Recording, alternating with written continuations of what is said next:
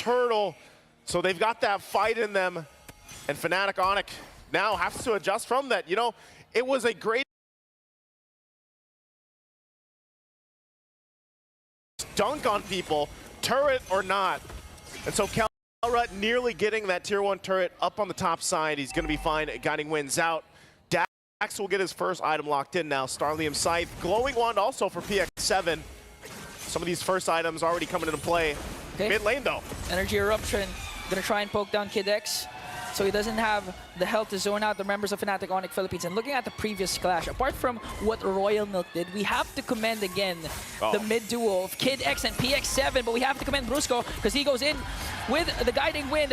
Woo! And now saves Kelra. That was 2 objectives, resources expended by Falcon Esports. On the other hand, Royal Milk here trying to zone out Super Prince Kirk. Will we see a kick? And it connects. There's the kick. They're going to find the target. Kid X out of the picture. And now their next target is Royal Milk Super Prince. Clutch NetherRealm once again to out-sustain the damage of Falcon Esports. And this time, no trade for Falcon. You see the amount of utility that we're talking about. Oh, Benny could be in trouble. Oh, use up the red. He still has the Purify, but here comes our Startling Eagle bringing King Kong with him. And bang, bang, boom, Benny goes down. Benny nowhere to run. Not going to be able to get away from that. Again, this pressure that is put on with the utility, whether it's a Guiding Wind, whether it's a NetherRealm, it's so much mobility that FNOP wants to play around with, that Falcon Esports is going to have to adjust from it. But still, you have to take a look. Jungle's doing fine. Dax is there. PX7 will go ahead and clear out the wave with the Feathered Airstrike, and now Turtle up. Last one in the game. 1 for 1 for both teams.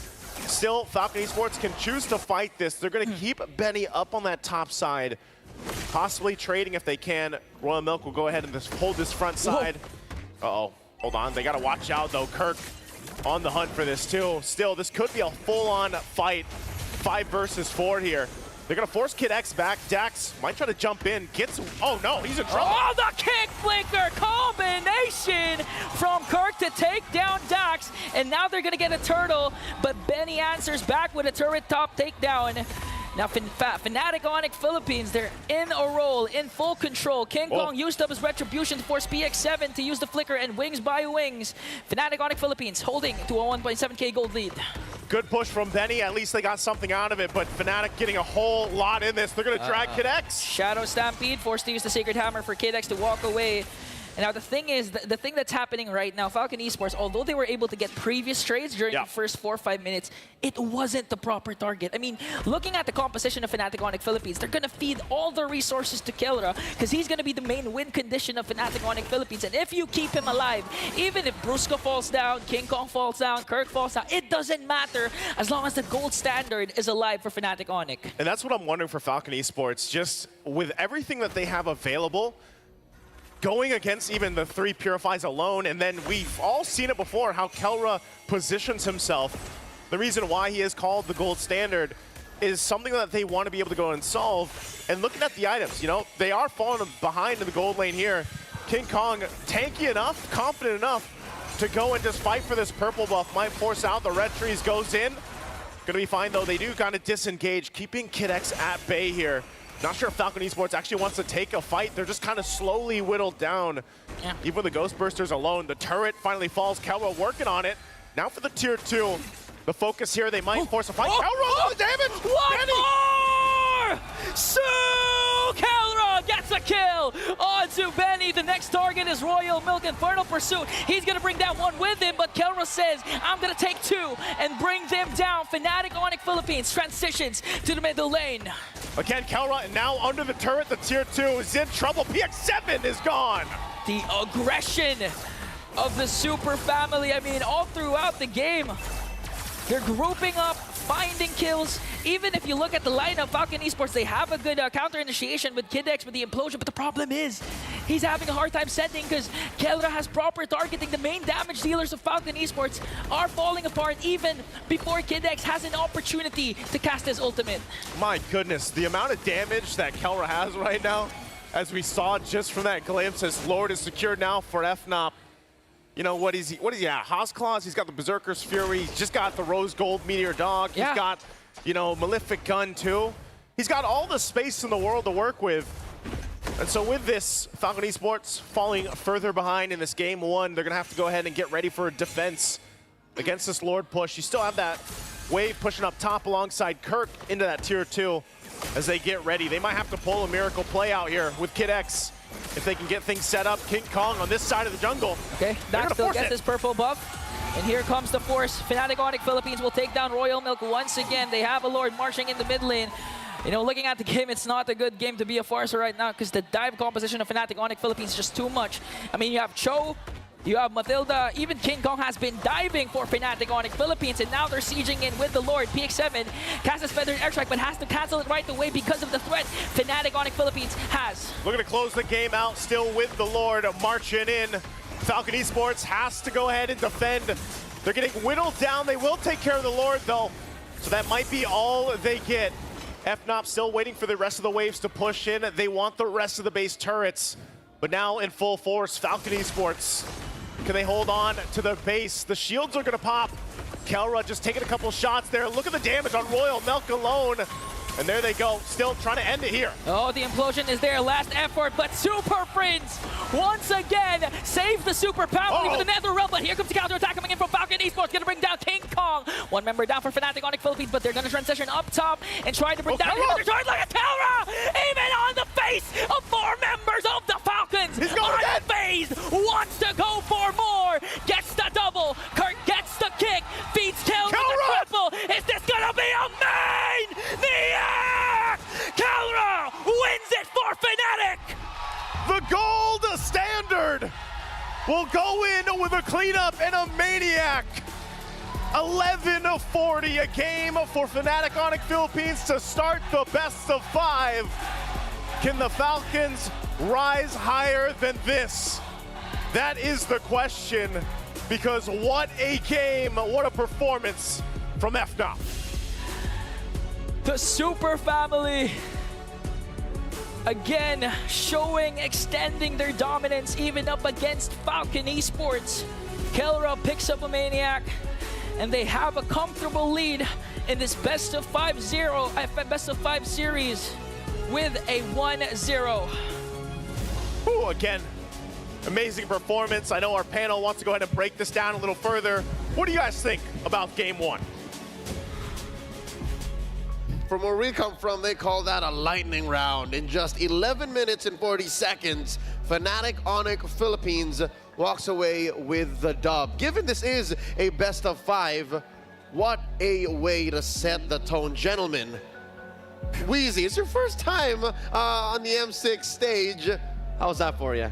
Explosive, right? I mean, I kind of expected the Matilda to come out there, but I didn't expect the Faramis to be alongside it. But having the double support, it seems like the mission was protect the president, trust in Kelra, and he got the job done. Yeah, you know, you think it's hard to kill Kelra, right? It's already very tough, but you add a Matilda that stands behind him nonstop, you add a Cult Altar, and it is literally impossible at this point. I don't know how you break through that right there. Kelra wasn't even in Protect the President mode. He was in King, I'm gonna hold the front line mode. I mean, he was leading the attack half of those fights. Homie was straight up Rob Stark, King of the North. Let's go ahead and check out the stats here. What did that game look like by the numbers? Again, 16-6. Kelra 9-0-5. Just barely finishing his build, by the way. Yeah, that's so average 3-item build. Just to like break it down for him, average 3-item build is about 8-9 minutes. 8-7 minutes, you're doing very, very well. 9-10 minutes is probably like average time. You're maybe getting to your 4th. This man was maxed out. We're talking maxed out, 11 minutes, 40 seconds. 6 slots. And he got 6 slots filled, probably around 11-minute mark, I'm sure. You know, maybe a little after 11 minutes, but still, that is insanity. I mean, that is just, there was no catching up to that. He put the gold in gold standard. He put the gold in gold standard.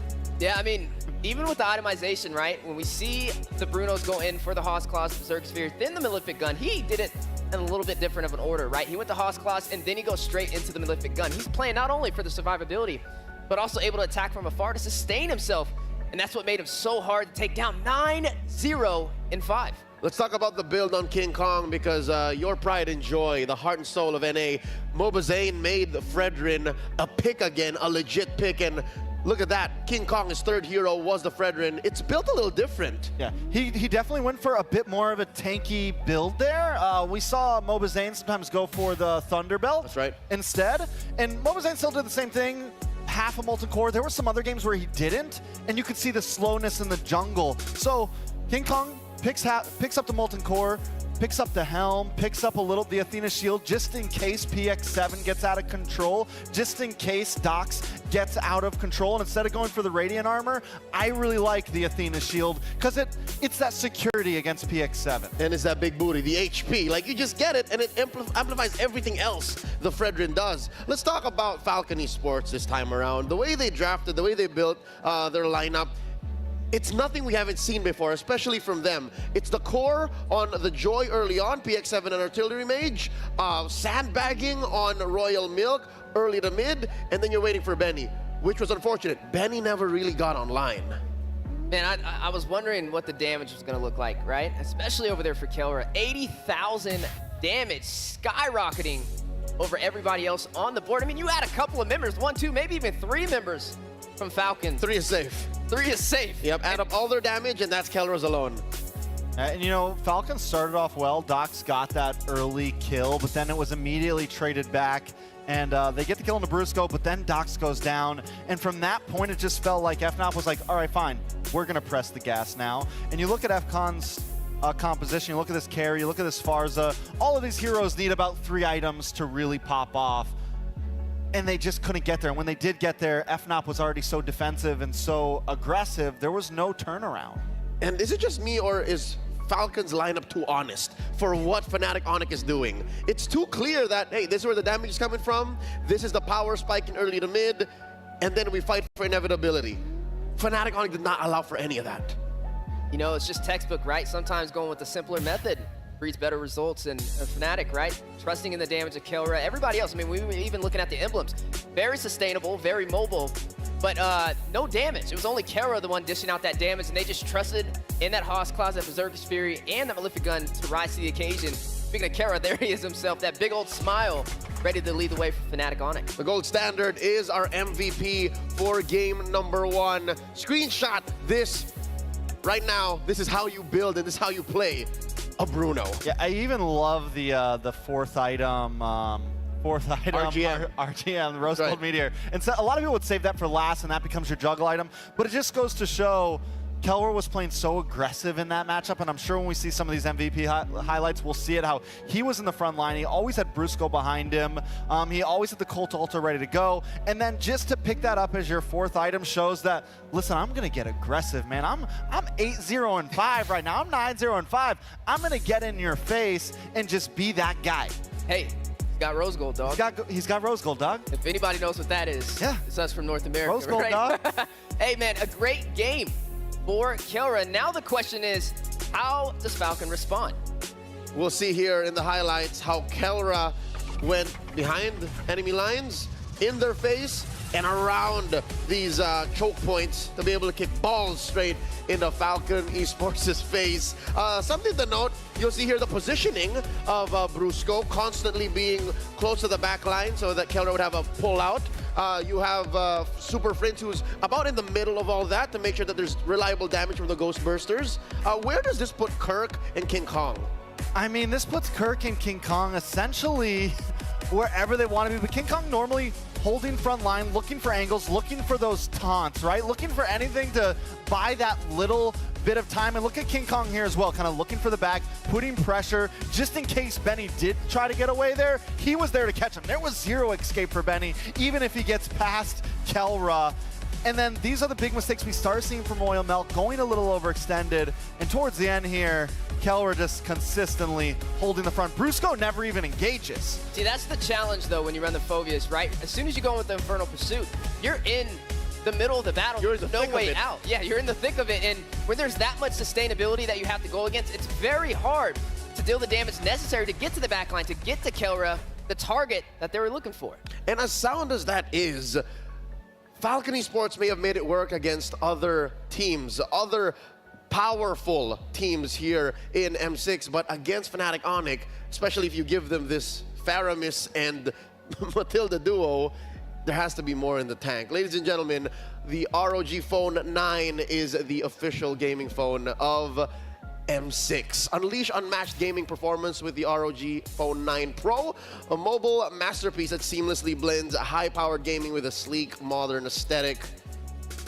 That's For how those who Keller's dare. so good. Yeah, no, He uses the ROG. yeah, literally. The technology, the hardware is what also allows for Kelra to play like that. So now back to the drawing board. Let's talk about what Falcon Esports could do to maybe force, you know, an equal score here. 1-1 real quick. Was it the draft? Was it the execution? Hey, it was the first pick on Bruno, and we've been asking the question the entire M6 series, right? Is it worth the ban? The Bruno definitely worth the ban, but they got put in such a weird spot. FNOP drafted that first phase so well, leaving the Bruno or the Suyo open. It's like, listen, I'm gonna put this in your hands. And what a lot of red sides would do is normally it's we're gonna ban something else, leave both of those picks open, so at least we get something in response. And then they don't do that. Okay, you give over the Bruno, but then they kind of also FCON went for a little bit of comfortability. They immediately slot in the Phoveus, which is essentially should probably be more of a counter play, a counter pick. So I think FCON, get out of that comfort zone. Game one's over. It's time to kick things into gear. More in what Falcon Esports could do here about the Fnatic Onyx experience, but let me remind y'all about the M6 lucky draw from the 18th of November to the 29th of December. Participate in the M6 lucky gift. Join the draw for a chance to win Claude's new epic skin, Challenger's Flare, and Beatrix's new M4 epic painted skin, Lightseeker. Lightseeker. That sounds insane. Yep.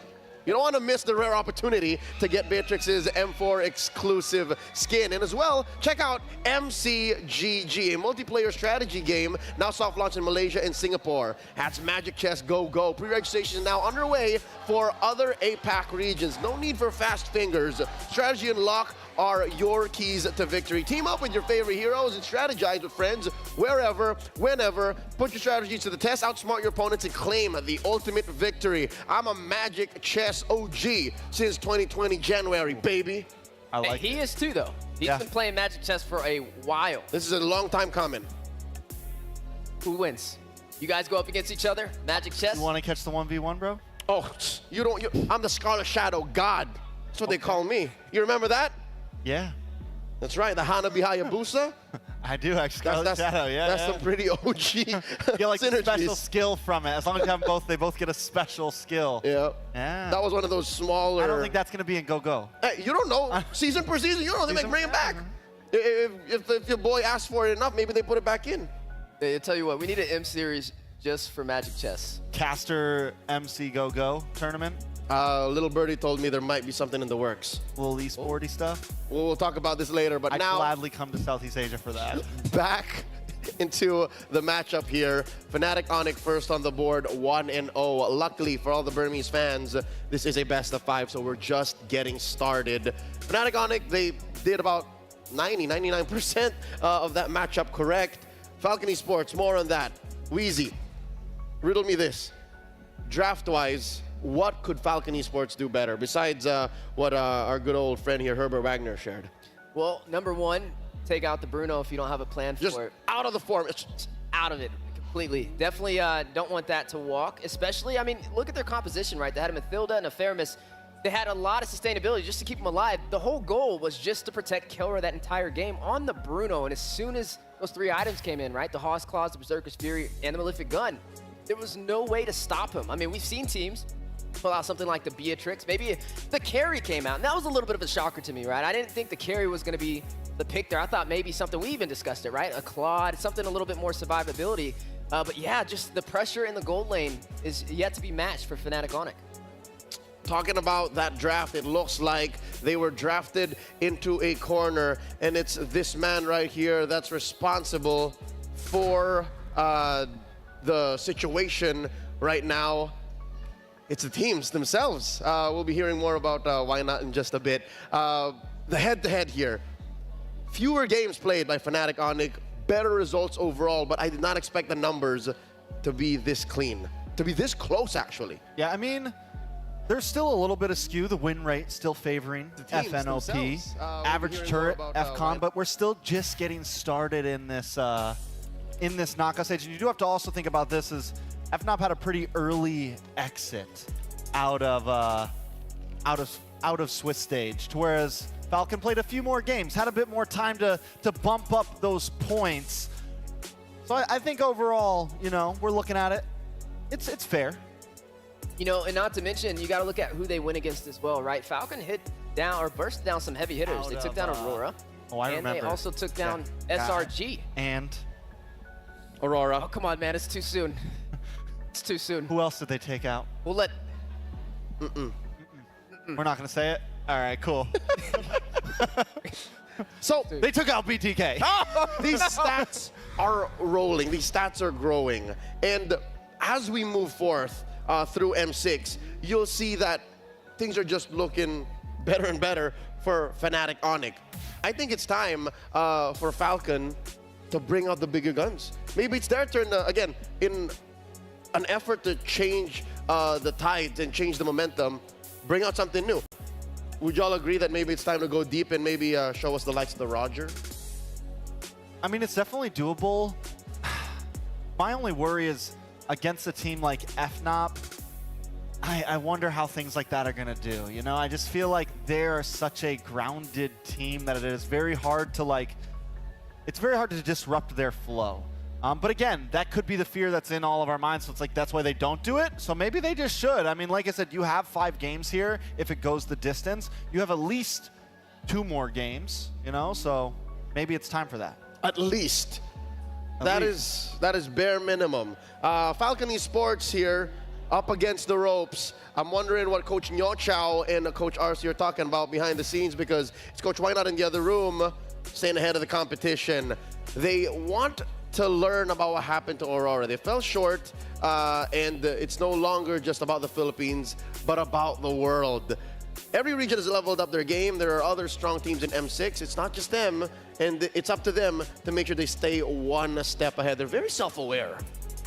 Yeah, and I'll tell you what, I mean, right now, they're the only Filipino team left in the M Series, so they got a lot of pressure on their backs right now, right? They have to hold that flag high and sail through the M Series, and so far, they have yet to disappoint.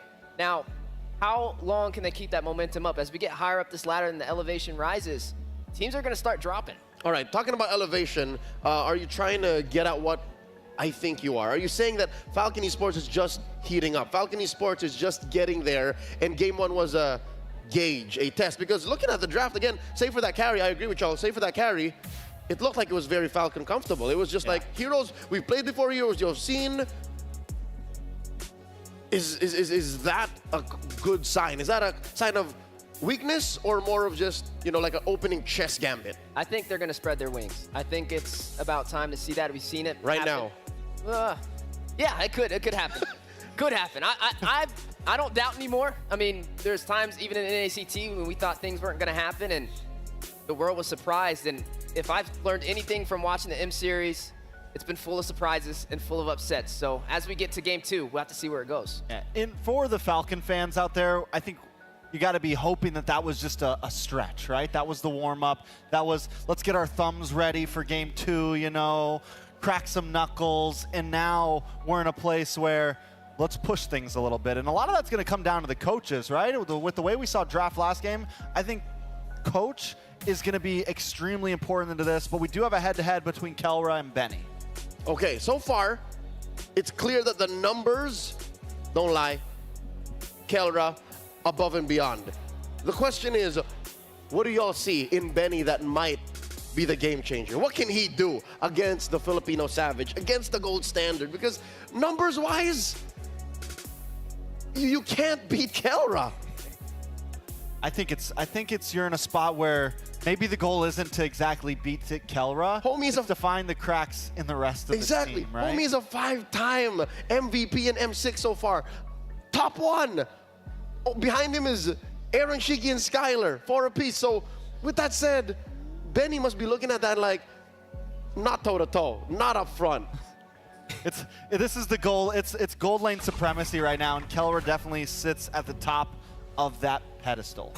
You know, it's funny with Benny, they say he's like the best Bruno out in Myanmar. So maybe if he gets the Bruno in his hands, it could be the difference. But as we are now jumping into the draft for game number 2 in this best of 5 for knockout stage, day 2. And we see Falcons rise to the occasion and even out this series. All right, opening up, it's Falcon Esports on the play. Fnatic Onic answering back. A respect for Brusco's Matilda.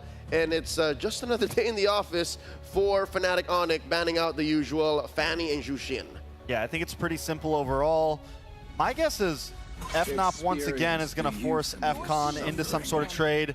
Now, FCON taking a page out of FNOP's book and banning out the Granger, and now this time Fnatic Onic have that choice between the Suyo or the Bruno, but I don't think they're going to ban either, man. I think they're willing to throw the trade out. They are comfortable enough to be like, fine, pick which one do you want, man? Exactly. Because we're going to get 2 powers back. Hilda's still open. Cho's still open. So many options, and they ban out the Hylos. So now FCON is in the sticky situation once again. This is what FCON was supposed to do last game. Yep, and FNOP made it happen from blue, red this time. They did it blue, now it's in red. They go, all right. They get the Bruno, and now FNOP can go Suyo X, Suyo Hilda. Suyo Hilda, Suyo whatever, honestly. But it puts Falcon in a good situation, right? Like we said, Benny's definitely comfortable on this Bruno, but Fnatic Onic not going to waste any time. 2 heavy hitters, the Cho and the Joy. And the Joy has been known to do very well against the Suyo. It can win out in the 1v1s. We've seen so many junglers win out against the Suyo. It's one of the few junglers right now who can go to like toe-to-toe in terms of just 1v1. So now FCON has to think maybe they don't pick the Suyo. Maybe they go for something like the Alpha. Bovius again. This one looks a little better against the Joy and the Cho. Yep. So maybe it's not complete comfort, but at least it looks good. So in the first phase alone, I can say that Falcon Esports are again hedging on Royal Milk. A lot of their big wins in Swiss, and even in the opening day of knockout, was off of Royal Milk popping off. So far, it's looking like Falcon Esports have that, at least in the first phase. The Monster Mage picks up the Pharsa once more. I like this against the Phobius. Well, we have to see what's going to be the response in the gold lane, though, right? I mean, we see the Bruno picked up from Benny. There's been a couple of different marksmen that have rose to the occasion. With the Granger being off the table, you still have the Moskov. You still have the Natan. The Layla. Doing really good. The Layla. We saw it from Keller before against the Bruno. That's right. I'm just saying, we can't count Kelra out. No. I'm not even worried about his gold pick because it doesn't really feel like it matters that much. Like, he'll make ends meet with whatever you give him. Exactly. Now, how hilarious would it be, but just as well, very justified, that Falcon bans the Bea and the Layla, and then they allow the fair pick of the Moskov. You know, it'd be funny to see Fnatic Onic pick up the glue. You know, especially, you could technically put in the XP lane up against the Phobius and just let this Cho does well against it. Run the roam position, and honestly, it'd be a really good pickup here considering the Cho's single target. Well, I guess not single target CC, but it's not as easily able to control majority of the map. So I think that would be an excellent pickup. Now, if that happens, I don't think I'd like to see the Layla because there's nobody protecting you. That's 2 dive type of frontliners, and Keller is left alone. Keller's good, but not, you know, no peel good.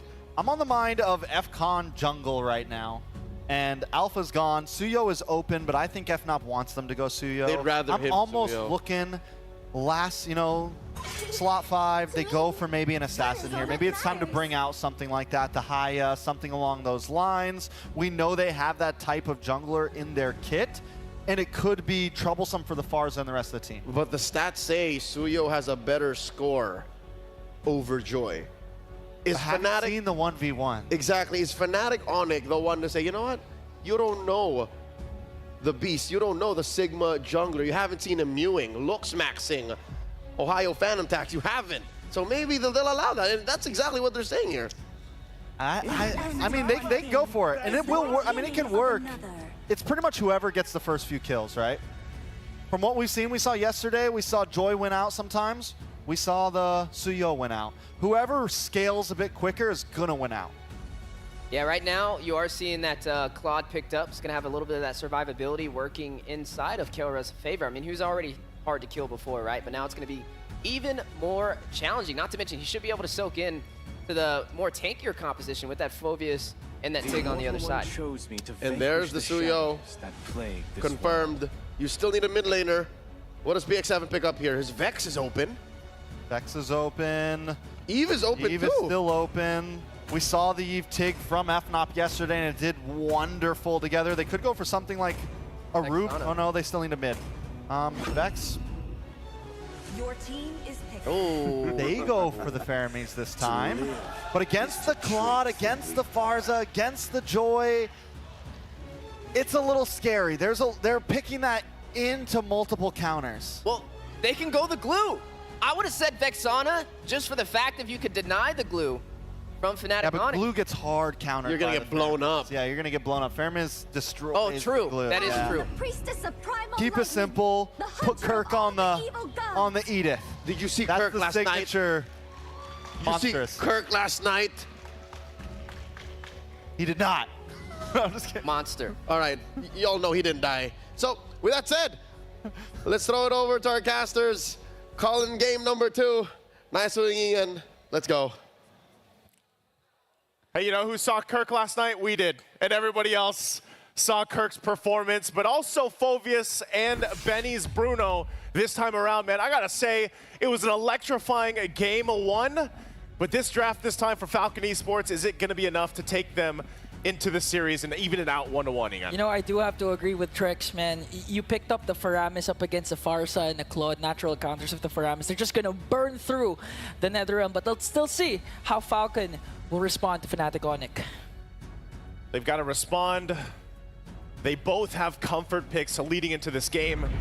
And really, when it comes down to it, you got to be able to contain the lightning that is Fnatic Onyx Philippines. We'll see if Falcon can soar high. Game number 2, jumping to the land of Dawn.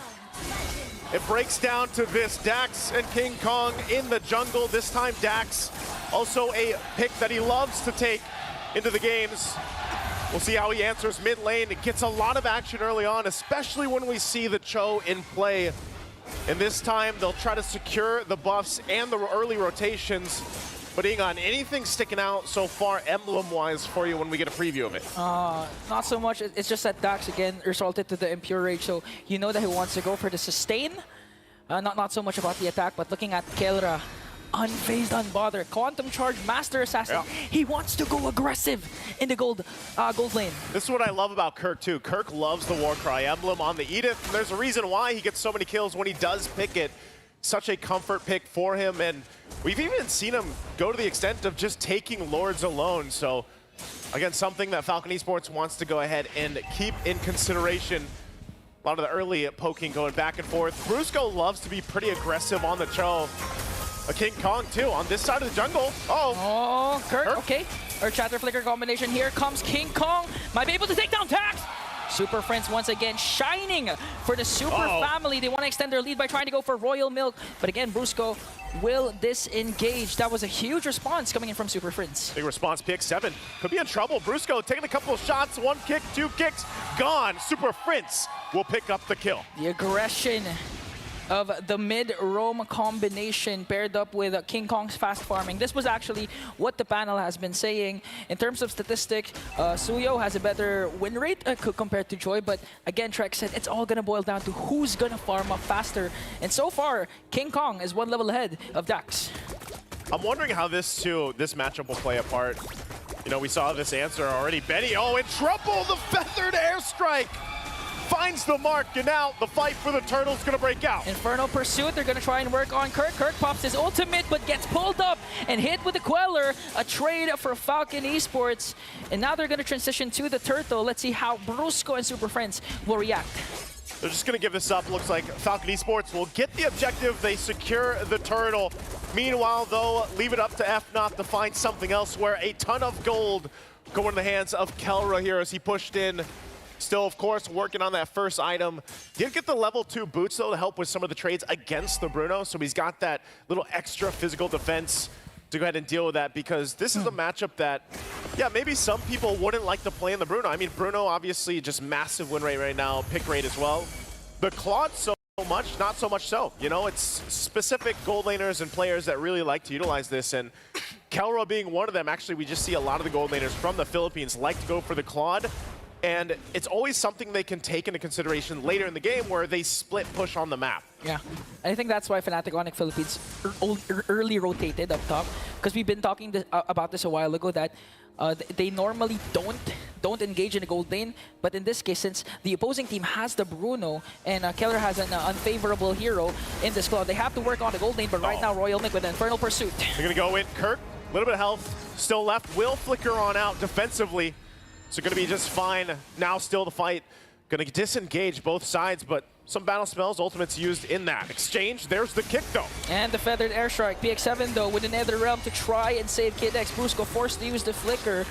So that was still a good initiation, counter initiation for Falcon Esports. They did, however, lose their Nether Realm with this incoming turtle.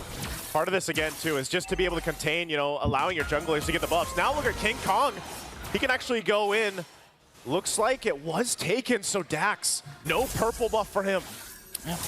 You were just about to say that the junglers need to get their buffs, and King Kong already stole one. 1.2k gold lead for Fnatic Onyx Philippines, but still Falcon Esports still putting on, trying to control the higher ground in Turtle Pit. They want to go for the neutral objectives as much as possible to try and delay Fnatic Onyx Philippines' fast rotation. This is how you keep up with the tempo of Fnatic. If you can't go for kills, go for those objectives. They're going to go for it. Feathered Airstrike. There's the kick. Okay, paired up with a Feathered Airstrike. A mega kill coming in from Super Prince, but they're going to answer back by taking down Brusco as well. They have full control over this turtle, but King Kong will make it in time. I'm not sure if he's going to get there in time. Dax will get the turtle. And the Primal Wrath coming in from Kirk, but PX7 goes in with the Nether Realm. Look at King Kong with Electrify. Oh. He's going to take down one more, make it two. No trade for Falcon. They did, however, get the turtle, but Fnatic Onyx Philippines will transition in the middle lane. Benny making his way alongside Dax. They will hold on to the turret. Benny taking a couple shots, but it's Kelra now taking that, but he's going to be fine. And meanwhile, down to the bottom side, King Kong just pushing in. There's the kick. Oh, and the Feathered Airstriker reached Kid X, forcing him to use the Sacred Hammer to evade. And again, how many times have we seen King Kong? Actually, we don't see it because it's always an off-cam kill on the bottom lane, Naisu. He's everywhere and anywhere that he needs to be, and it just seems like FNOP continuing on. Now, Benny could be in trouble. Okay, there's still no Jeet Kune Do. Okay, it connected, but Benny, okay, we know that Benny is one of the best Bruno players, not just in a specific region, but actually in the whole M6. And now he has to step up, especially when it reached the 16-minute mark where Bruno is really activated, can go for a potential comeback up against Fnatic Onyx Philippines. But in order to do that, the rest of the members from Falcon need to step up and try to extend the game to that mark. This is what FNOP likes to do. They like to play on all fronts, all lanes. You know, Feathered Airstrike just to go ahead, get that limit test in on Royal Milk. Does get brought down under half health, but he's going to be fine. Essentially, it's Falcon Esports to go ahead and adjust, you know, side of the lanes, top side too, maintain what they can. And like you mentioned, Benny, he needs to get to the point where, you know, he has the space to work with. He can actually go ahead and utilize the setup from Kid X, hopefully later on, and they can even rely on Royal Milk to stay that front side again. They're going to easily burst down Kid X right away. Not even a single reaction from Falcon Esports. Now going to transition up top. They're going to gank up on Benny. Benny in trouble. Sliding tackle in. Brusco one hit away. Won't get it. Still alive. And they pick up a kill now on Benny. Oh, that was a quick response for Fnatic Onyx Philippines. They know that their power spike is now Super Prince with the Feathered Airstrike paired up with the Flicker. Now Kirk goes in with the Earth Shatter PX7 with the Nether Realm, but it's not going to out-sustain the damage. Kelra goes in with a Blazing Duet. That's going to be a double kill for King Kong. And just like that, in your words, Naisu, Fnatic Onyx Philippines, they're just too damn good. Right now, they are charged up and ready to go. They'll get this turtle as well. It is still 2-1 in terms of turtles, but man, every fight that's going right now, it's FNOP that comes out on top of it. They have to be able to take down Super Prince. I mean, we've seen the utilization of the Flicker defensively, aggressively, and everything. So Falcon Esports, they want to be able to lock someone down, but who do they get? Because even when you think they're actually going to be able to kind of withstand a forced fight, it's either Kirk or it's Brusco. Every time that Flicker is available to Brusco, he's going in, trying to set up a kick here. Now at this point, they'll have to respond. Falcon Esports trying to find up what they can. And when you're looking at the damage, the amount of damage that's being done here, they just need more time to farm up. the fact that they have this fairness in their favor, it's not the same amount of damage burst that comes out from Super Prince. You know, at this point, Super Prince is really trying to force PX7 to use the Netherrealm right away before they fully commit, but here comes the play. Oh, Kikondo plus Flicker combination, gonna bring down Royal Milk. Infernal Pursuit's not gonna be enough now. Again, gonna transition onto Dax. Will they overcommit though? They don't have minions, and under the turret, they might go for the discipline route and just walk away. Falcon at this point, trying to get what they can across the map. It's probably going to be this tier 1, but they get the information that you guys might want to back off from that as the rotation comes through from Fnatic, Onyx, PH, and this is what they like to do. Dax in trouble. Kelra? Still going to be fine. Kelra won't dive into that, but they will work on the tier 2 turret now. PX7 joining him up. Not going to go down just yet, but Super Prince. Another there strike, gonna connect onto 2, forcing PX7 and Dax to walk away, zoning them out. Fnatic Onyx Philippines, they're gonna have minions under the middle lane. Are they gonna commit the mid push? Because right now they have a 7.3k gold lead. At this point, you're free to do anything. Yeah, when you have this kind of lead, it's really, you have to be very careful on how you approach some of these fights. Even into this first Lord, if Falcon Esports approaches it and gets out of place, out of position, I would say even if Kid X gets that implosion set up, again, mind you, they've got a couple of things to work out. There's the kick from Brusco. Plus the feathered airstrike, forcing PX7 to use the Netherrealm right away. King Kong onto the back line. Whoa! Okay, manages to get an implosion, but Brusco picks up the kill. Royal Milk has to flicker away. Here comes the Fnatic Onyx Philippines. Kirk with a primal wrath, but they're gonna answer right back and take down one Fnatic member down. Oh, Super Prince. That's 2 kills for Fnatic Onyx Philippines in exchange for Kirk. He's keeping Dax there. Dax is going to go ahead and regen, but King Kong will jump in.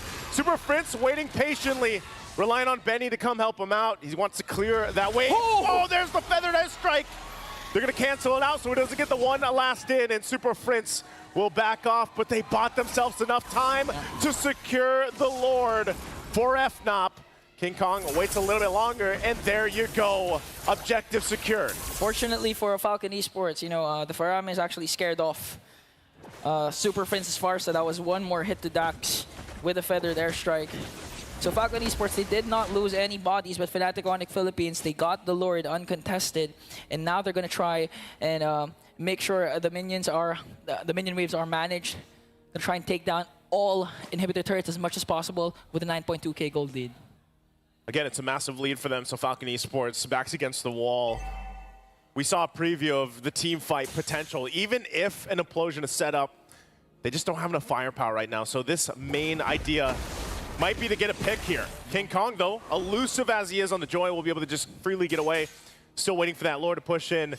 So Falcon wants to stay in this game with this kind of deficit is they've got to be able to pull the Holy defense off. A miracle play, if you will. They try to hold on at the tier 2 in the mid. Kirk will jump in, gets the tackle out. Feathered airstrike drop down, and the shields are going to be popping. There's Brusco once again as a threat, looking for the kick. They just get a couple shots in the base turrets as King Kong approaches with that bottom wave. But right now, Falcon Esports holding in. This might be the moment, though, as this next powered up wave will push into the base. Okay, Brusco has the conceal. He does have the flicker.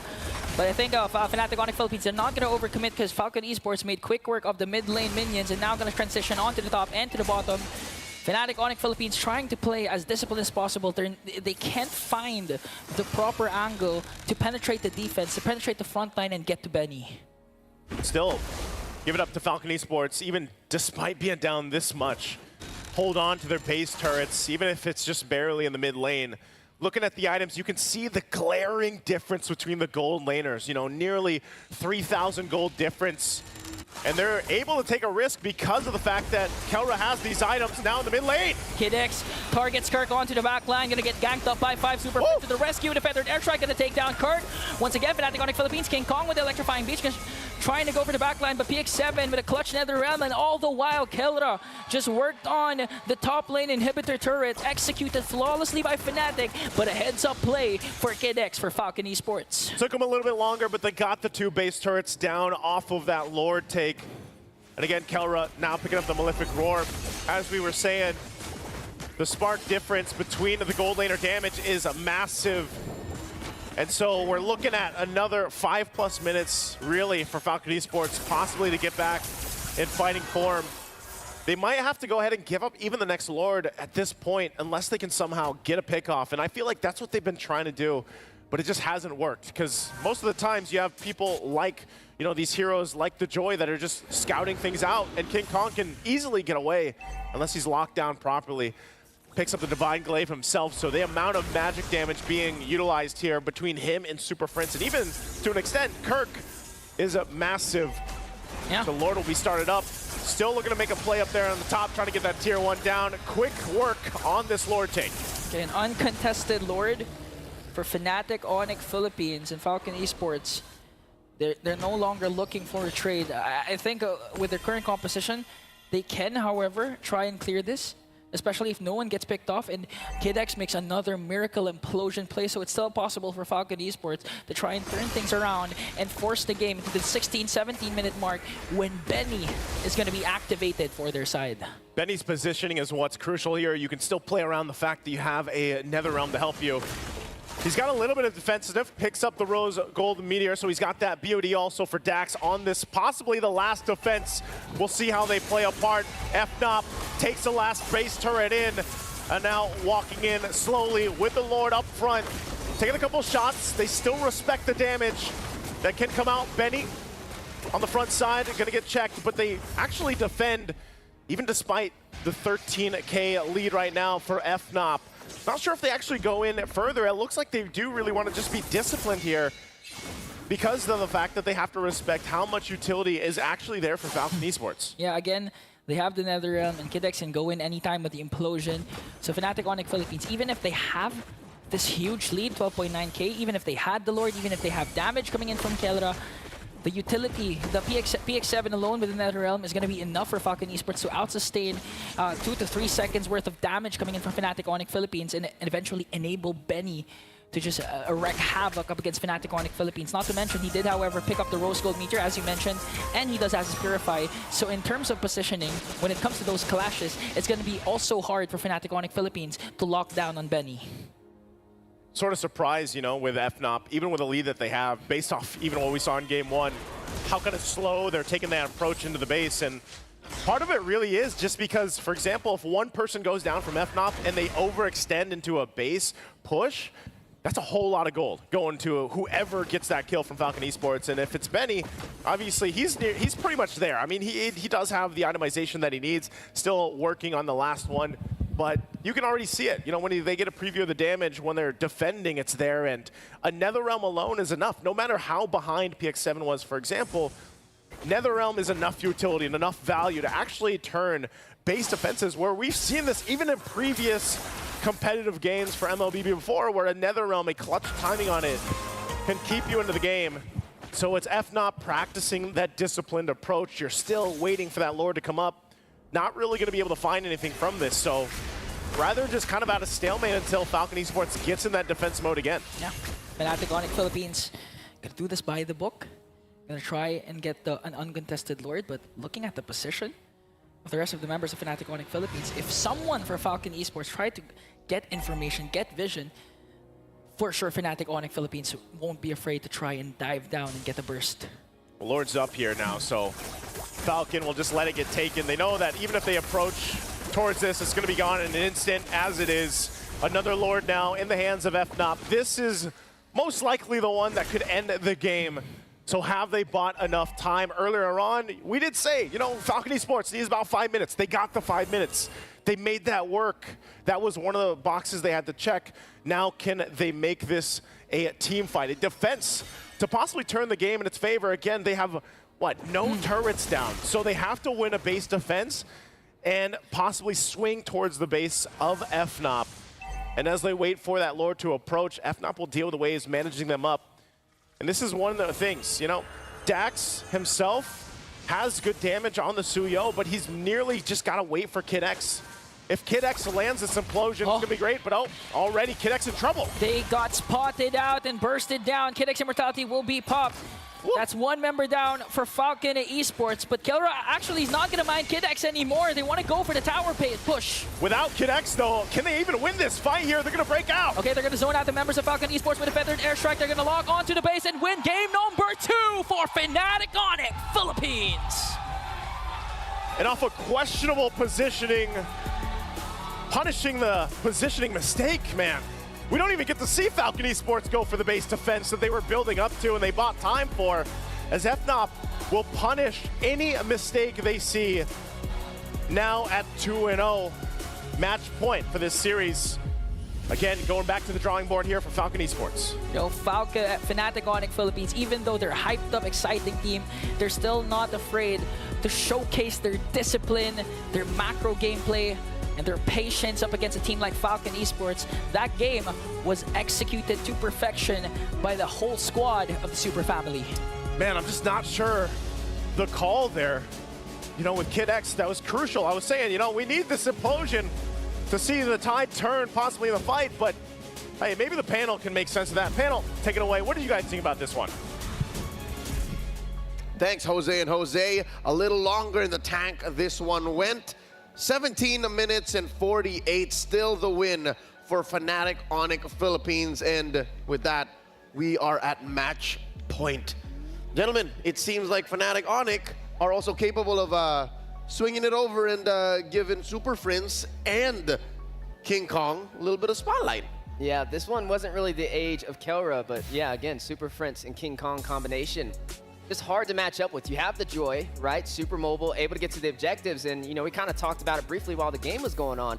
The farm rotation from King Kong. He's able to farm very effectively with this Joy, take the neutral objectives, and also be aggressive. I think he got that first kill on Dax. Hear that orange buff? Yeah, I think that's the big key is he wasn't only a my job is to get the objectives type of jungler this time around. He was aggressive, he was able to attack, he was able to put damage out, and that's so important on these Joys because Joy can take a little bit of time, but because he was able to get some of those early game kills, he was online much faster. And I think that's the beauty of this draft by Fnatic Onyx Philippines. The fact that they, once again, in the second phase going in, allowed for the Suyo to come in despite the stats saying otherwise. You should not run the Suyo into the Joy or the Joy into the Suyo. It was the Joy and Cho opener. The draft alone, once again, allowed for Fnatic Onyx to make the active calls and say, Falcon, are you sure? Falcon Esports, this is what we're ending up with. And let's look at the item builds, let's look at the stats. Despite it going longer, something tells me this was more of a non-starter for Falcon Esports. Yeah, definitely hard to match the pace of Fnatic Onyx, right? I mean, we talked about it from the beginning, aggression versus endurance, and they're very aggressive. This is a 17-minute game, a little bit longer of a stretch than the last one, but still the same result, right? Even though Kelra wasn't really the one to get the job done, he played more for survivability on this one, right? He trusted in his teammates, he trusted in King Kong to be able to get those neutral objectives, and Super Friends from afar raining down the artillery. But I got a question. Was Faramis the right play? I mean, the Faramis, when we saw it so late in the game, felt a little bit off with some of the picks that were already on the field. You're up against Kelra on this Claude, which I think can do a great job against it. You're up against this Sparza, and you're up against King Kong, who played a very aggressive game and could get in the midst of that Cult Altar and just bring everything down. And King Kong, once he gets Holy Crystal in, you know, it's trouble, man. It is a problem. The damage is just too much for everyone to handle. So to answer your question, Faramis was kind of Farameh. Farameh. Right? Again, the amount of AoE and the potential for Fnatic Onyx to come in at many different angles to bully your formation out of position makes the Faramis less than ideal. I'm sure PX7 and the rest of the gang had a plan for it. It's just we really did see it come to fruition. If you ask me, it feels like Falcon actually just ran back a little bit of what happened in Game 1, iterated, polished it, but we all watched Game 1 and that wasn't close. And it's always challenging when you have the Faramis on the board, not to mention when you have the Tig as well, because Tig with the Implosion or Faramis with that Cult Altar requires your team to play close together, right? But Fnatic, they know how to be aggressive. They know how to separate your players, and then you're out of range for the Cult Altar. You're out of range to be effective on the Implosion play, and that's when you see Fnatic take advantage of the engagement. Dear God, look at the Monster Mage, 63K. Yeah, Super Friends is, I mean, continues to be a monster. Very similar to Kelra. Like, no matter what mage you give this man, he is making plays. But when it comes to these backline mages, especially the Pharsa or the Yve, but the Pharsa was so fun watching yesterday, and it was extremely fun watching today. I love how he picks up the flicker. And this flicker, for Super Friends at least, is almost never used defensively. It is a engage, flicker in, look for the stun, look for the play. I mean, it isn't an aggressive flicker. It's a reposition. We've seen it in the last Turtle fight, and then we saw it a few times inside Falcon Esports' base. And you'll see here, the gold graph, for the first, 5-6 minutes, it was under control. It seemed like Falcon were keeping it close, and then suddenly, what was this? The last Turtle, it went for a drop. This is just showcasing Fnatic Onyx understanding of what makes macro work. Because sure, you gave the Turtle, but you're losing more on money. Yeah, and that's the thing, right? When they're in control, it's very hard for them to let go of that, and it goes to show they're definitely paying attention to the objectives. And Falcon, they need to find a way to turn this around, right? That chokehold is getting tighter and tighter. It's now 2-0. Potentially match point on the way. Yeah, I would say, honestly, even with that first Turtle, it still felt like FNOP was in control, because remember, they gave them that first Turtle, got a bunch of gold plating off the gold tower. Stole the purple. Stole purple. They got such a great trade out of that. We're able to push back Benny and give Kelra the advantage in that gold lane. So even when FCON gets some of these neutral objective, FNOP never really loses out, and that's what FCON has to do. Force them to lose out on these trades. I'm wondering if this is an all-time high. 12.9. For sure an all-time high, at least in the knockouts, if I'm not mistaken, for this gold lead happening at about the 15 minute mark of game number 2. Amazing work by Fnatic Onyx Philippines. Definitely in control even more. Ladies and gentlemen, let's award our MVP. Who could it be? Fnatic Onyx Philippines' very own. I think it's the Monster Mage, man. You just gotta give it to Prince Ramirez. Oh man, definitely well deserved on the Pharsa. Like I said, the flicker was not to escape. It was to engage, and that's exactly what he did today on this Pharsa with the artillery. Very hard to deal with, and provided all the damage necessary, controlling entire zones for Fnatic Onyx. I mean, Super Prince has been flying under the radar of that MVP ding for a while. I feel like it's been well-deserved for a minute now, so it's nice to see his face up there. It's nice to see him, because this guy is truly a monster. I mean, it feels like it's hard to pick and choose on the side of FNOP, but my eyes a lot of the time end up on Super Prince. The plays he make are just unbelievable. Let's check out the highlights here. Big spots for the Monster Mage. You see here, late entry. He comes in without even an ult. He's just wings by wings in, one blast, and then we're good. Moving from lane to lane. I think Pharsa might be a breakout hero for the knockouts. Yeah, I mean, just look at his positioning, right? He always plays from afar. I mean, look how far he is in this turtle engagement. That's what makes the difference, right? Playing for survivability, but also utilizing the AoE range from that feathered airstrike to the maximum potential. And then who else to clean it up? King Kong. Not a way to slow him down, even with the TIG, still able to find the opportunity. I love what you said about the Pharsa being a breakout in the knockout stage, because especially for FNOP, it fits their quick moving laning phase. It fits the way they want to move around the map. Super Prince hits the wings by wings, looks for these fights, and it also fits their layering style of fighting, to where each person will kind of take a turn of engaging, disengaging, moving back and forth. They're never stagnant in these team fights, and that Pharsa works so well for Super Friends in their form. All right, folks, it's not like we're seeing Pharsa for the first time in M6, but the fact that it's coming back with such great returns, great highlights, great stats, make it a breakout hero. Who else might we see? It has to be something that Falcons bring out now. Yeah. Because Game 1 and Game 2 of those drafts, they look very similar, and the results are similar too. So, you know, this is the definition of insanity, doing the same thing over and over again, expecting something new. Right, but end up getting the same result. Right now, I'm pretty sure, I don't even think Eve was banned in that last game. it was available, and Fnatic Onyx still prioed the Pharsa, right? You're a little bit more mobile, so I guess in survivability with the Wings by Wings, you have a lot more at your disposal, right, to engage and disengage, and then you stacked it up with a Flicker as well. It's just pure chaos, and definitely not something you want to see in the hands of Super Friends. Now, everything on the line, a chance to be top 4 right now. This is where Fnatic Onyx is heading. Falcons, they need to elevate, they need to spread those wings, but how? Do they do it? Can they come back in this series? One game away from Axiata Arena is Fnatic Onyx Philippines. I bet one other place that they want to go is Qiddiya. Discover the beating heart of Qiddiya City, the gaming and esports district, the world's first real-life gaming hub and a beacon of gaming culture. Search for @Qiddiya Gaming. It would be cool to see some of our favorite teams in action over at Qiddiya. Maybe someday soon. Thanks, Qiddiya. Play live. From the 11th month of the year, that's November 22nd, to December 29th, M6 Support Chest will be available for a limited time. Purchase the support chest for 50 diamonds to get a large amount of pass EXP with a chance to obtain a basic M6 pass. Use the basic M6 pass to instantly activate the M6 pass, unlock additional pass rewards, and immediately get Claude Challenger Spark. Hashtag.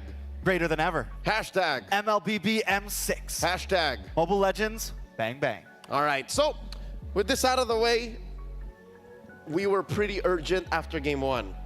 Now you're on FCON. Now we beseech. FCON 6.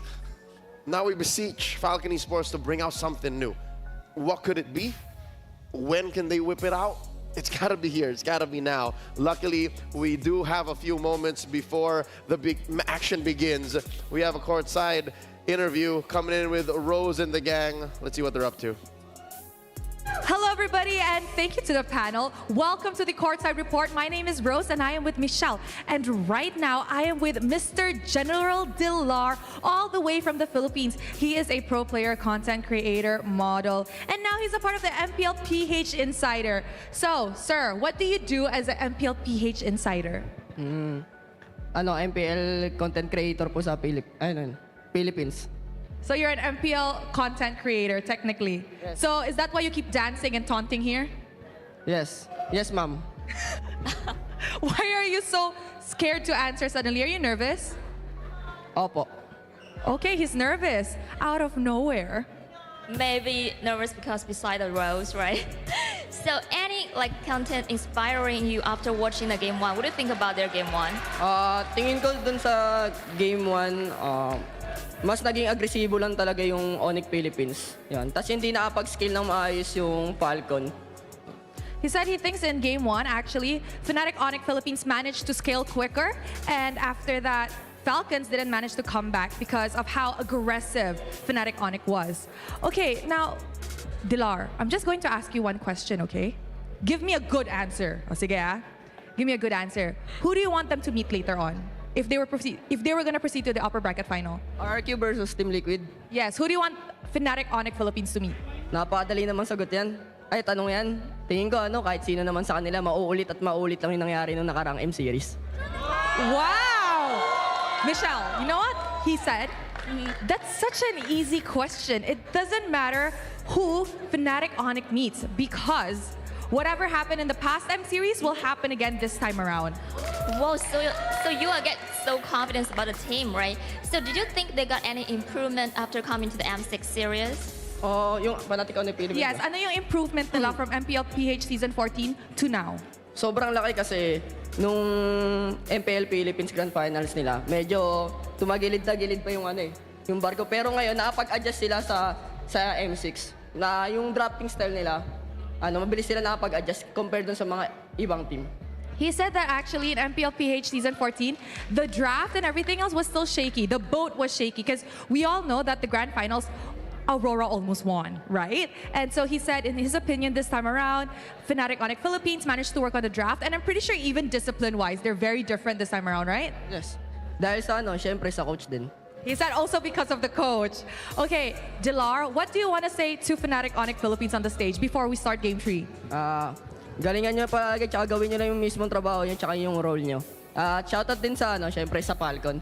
Kasi sila yung team na isa sa pinaka-sinusuporta ko dito sa M-Series, yung Falcon niya. Kaya patuloy lang natin i-share yung mga bansa na sinusuportahan natin yan. Tuloy lang natin yung mga trash talkan, masaya yun eh.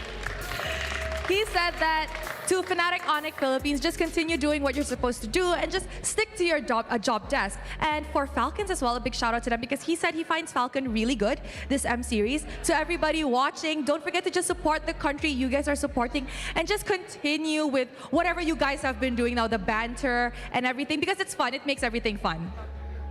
Okay, thank you very much to Dilar. Thank you to Michelle. And with that, let's throw it back to the panel to start the game 3 of this game between Fnatic Onyx Philippines going up against Falcon. That man, the general, knows what he's talking about. Thanks, Michelle. Thanks, Rose. Once more from the front lines. Best seats in the house. A courtside interview with a MPL Philippines alumni, MPL ID alumni, the General Dilar. That man knows what he's talking about because he's been there. He knows what that stage is like. He knows what it takes to get to the top of the world stage. And when he says Fnatic Onyx is on a whole nother level, best believe Fnatic Onyx is on a whole nother level. Yeah, he was very confident, right? I mean, he said whatever happened last year is going to happen again. He's looking for the Philippines to push on through for another story. He also mentioned how Fnatic Onyx drafting has improved even from MPL Philippines. And Trex, you have thoughts on this. Very clearly, there was a pattern that you saw. Yeah, there's one thing to start off. There's one thing that's major is it's not just the gameplay, right? It is the drafting to a T. I mean, from game 1, we see them counter the Joy with the Fredrin, and Fnatic Onyx is never scared to pick something that maybe someone would see as weak, but if it counters, they're going to make it work. We saw it with the Layla in the very beginning of the Swiss stage. We just saw it with the Fredrin. But other teams aren't willing to push that boundary. But Fnatic Onyx, they're always doing it. FCON could have picked the same draft that FNOP did, but they didn't go for it. Right time, right tool, right job. Here's a quick M chat with Kid X. He was asked, how does the team cope in high-pressure situation? The young man answers, during scrims, we always train without pressure. If a teammate misses his spell, we try to make him laugh instead. Now he was asked, who misses his spells the most? Maybe it's him and the PX7, the mid-roam.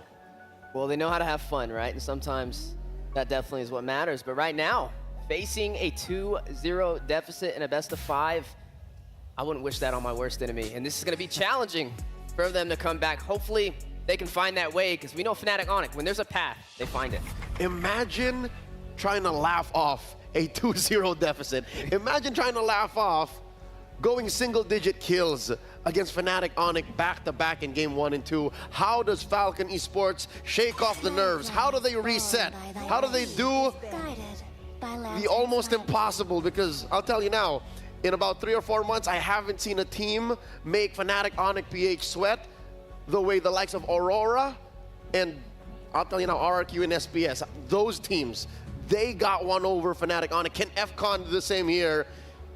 This is the one chance that they got. Match point. Game 3, FCON on the play. Banning out the Lo Yi and the Cho. FNOP taking out the Fanny and the Zhu Xin. Everything about the same except for that Cho. Yeah, I mean, the Cho's a decent band, and we're back to this Granger. We're back to this trade-up. FCON, the most important thing here is it's not just the gameplay, right? We're seeing that very clearly. It is the draft majorly. Coach Why Not versus NeoChao.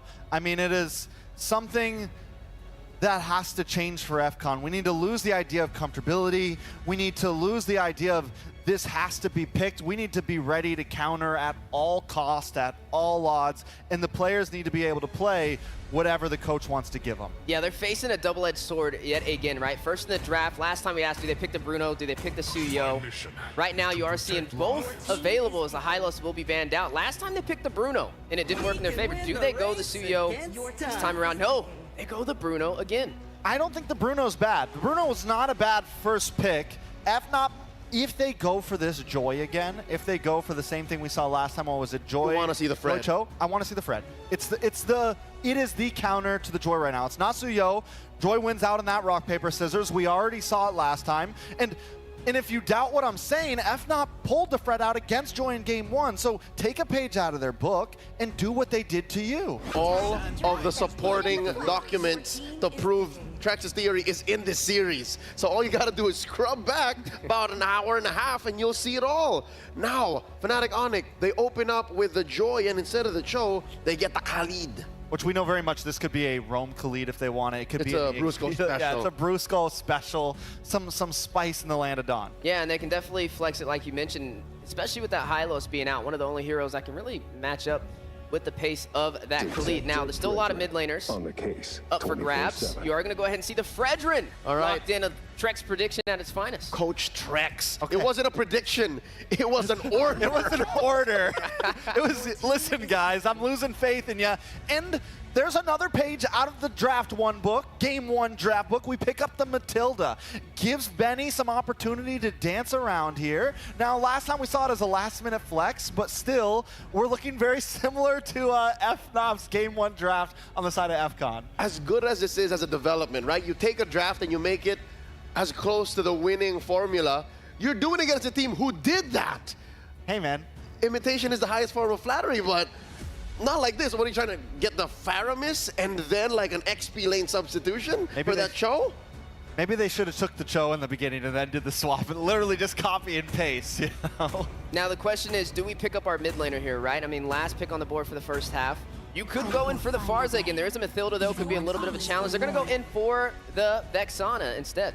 All right, this is another hero that I think Super Prince is comfortable with, but we haven't seen him shine as much as compared to, you know, his MVP winning Farsa, his Lu Yi, even his Valentina. So I'd like to see how he works with the Vex. And it just goes in so cleanly to the way that FNOP draft. They're always looking for the counter play. They're never scared to put, okay, this time we're going to slot Mage in our third pick. This time we're going to slot this in our third pick. They know, okay, you got Fredrin. We're going to bring out the Vexana. It does great at countering it in the Lord Pit. It does great at dropping the Eternal Guardian. Faramy's banned. Second phase band's going quick. And this time Falcon's like, listen, we're going to take out the Layla. Look at that. And the Beatrix. Tit for tat. These coaches not wasting any time. Coach, why not? The Kimi Mutombo, no. Just says, I'm not going out like this. You cannot do what we did to you Game 1. And of course, Coach Nyochao respecting the hard counter. Counter said it himself. Yes, it is a hard counter. If I pick up the Layla against the Bruno, them balls ain't touching me. Now, do you match mobility with mobility, right? With the Khalid and the Joy, do you go in for something like the Hilda? It's open, oddly enough. Hilda against the Joy works well. I think AFCON could pick it up, honestly. So that's two hard counters, the Fred and the Hilda. There's another hero I think that is open, but you can't pick anymore to counter the Joy, is the Beleric. You just get in there, you stand, stop dancing. Yeah, stop dancing. Stop. Wait a minute. Wait. All right, we are looking for an XP laner. There you go, Royal Milk's fave. And what's going in mid? What's going in mid? What else is left? Aurora, Eve. Is Lu Yi still? Nope. It's not enough burst though. If you pick any of these heroes, that's not enough burst. Yeah, just go for a nice back line, honestly. I think Eve would work. Could go for the Farza again. It's not the right kind of damage. It's going to be challenging because of the mobility aspect. I was going to say Farza would work better than the Eve, just due to the Wings by Wings to be able to get a little bit further out to safety. Maybe pair it up with the Flicker as well. And the damage profile, very important in this current meta game. If you pick anything else, like a utility, Mage, and mid, FCON would not be going fast enough, not even close, to catch up to the tempo that FNOP will be going in with. It's make it or break it. Facing match point for Falcons. And you are going to see that last pick on the way. Holy. Always ready to counter. Always! FNOP doesn't care if it's meta or not. We're counter-playing. It's Falcon we're asking for to bring new flavor, but now Fnatic Onic evolving the metagame once more before our very eyes. Yu Zhong showing up here. Game 3. Let's throw over to our casters, Ingan and Naisu.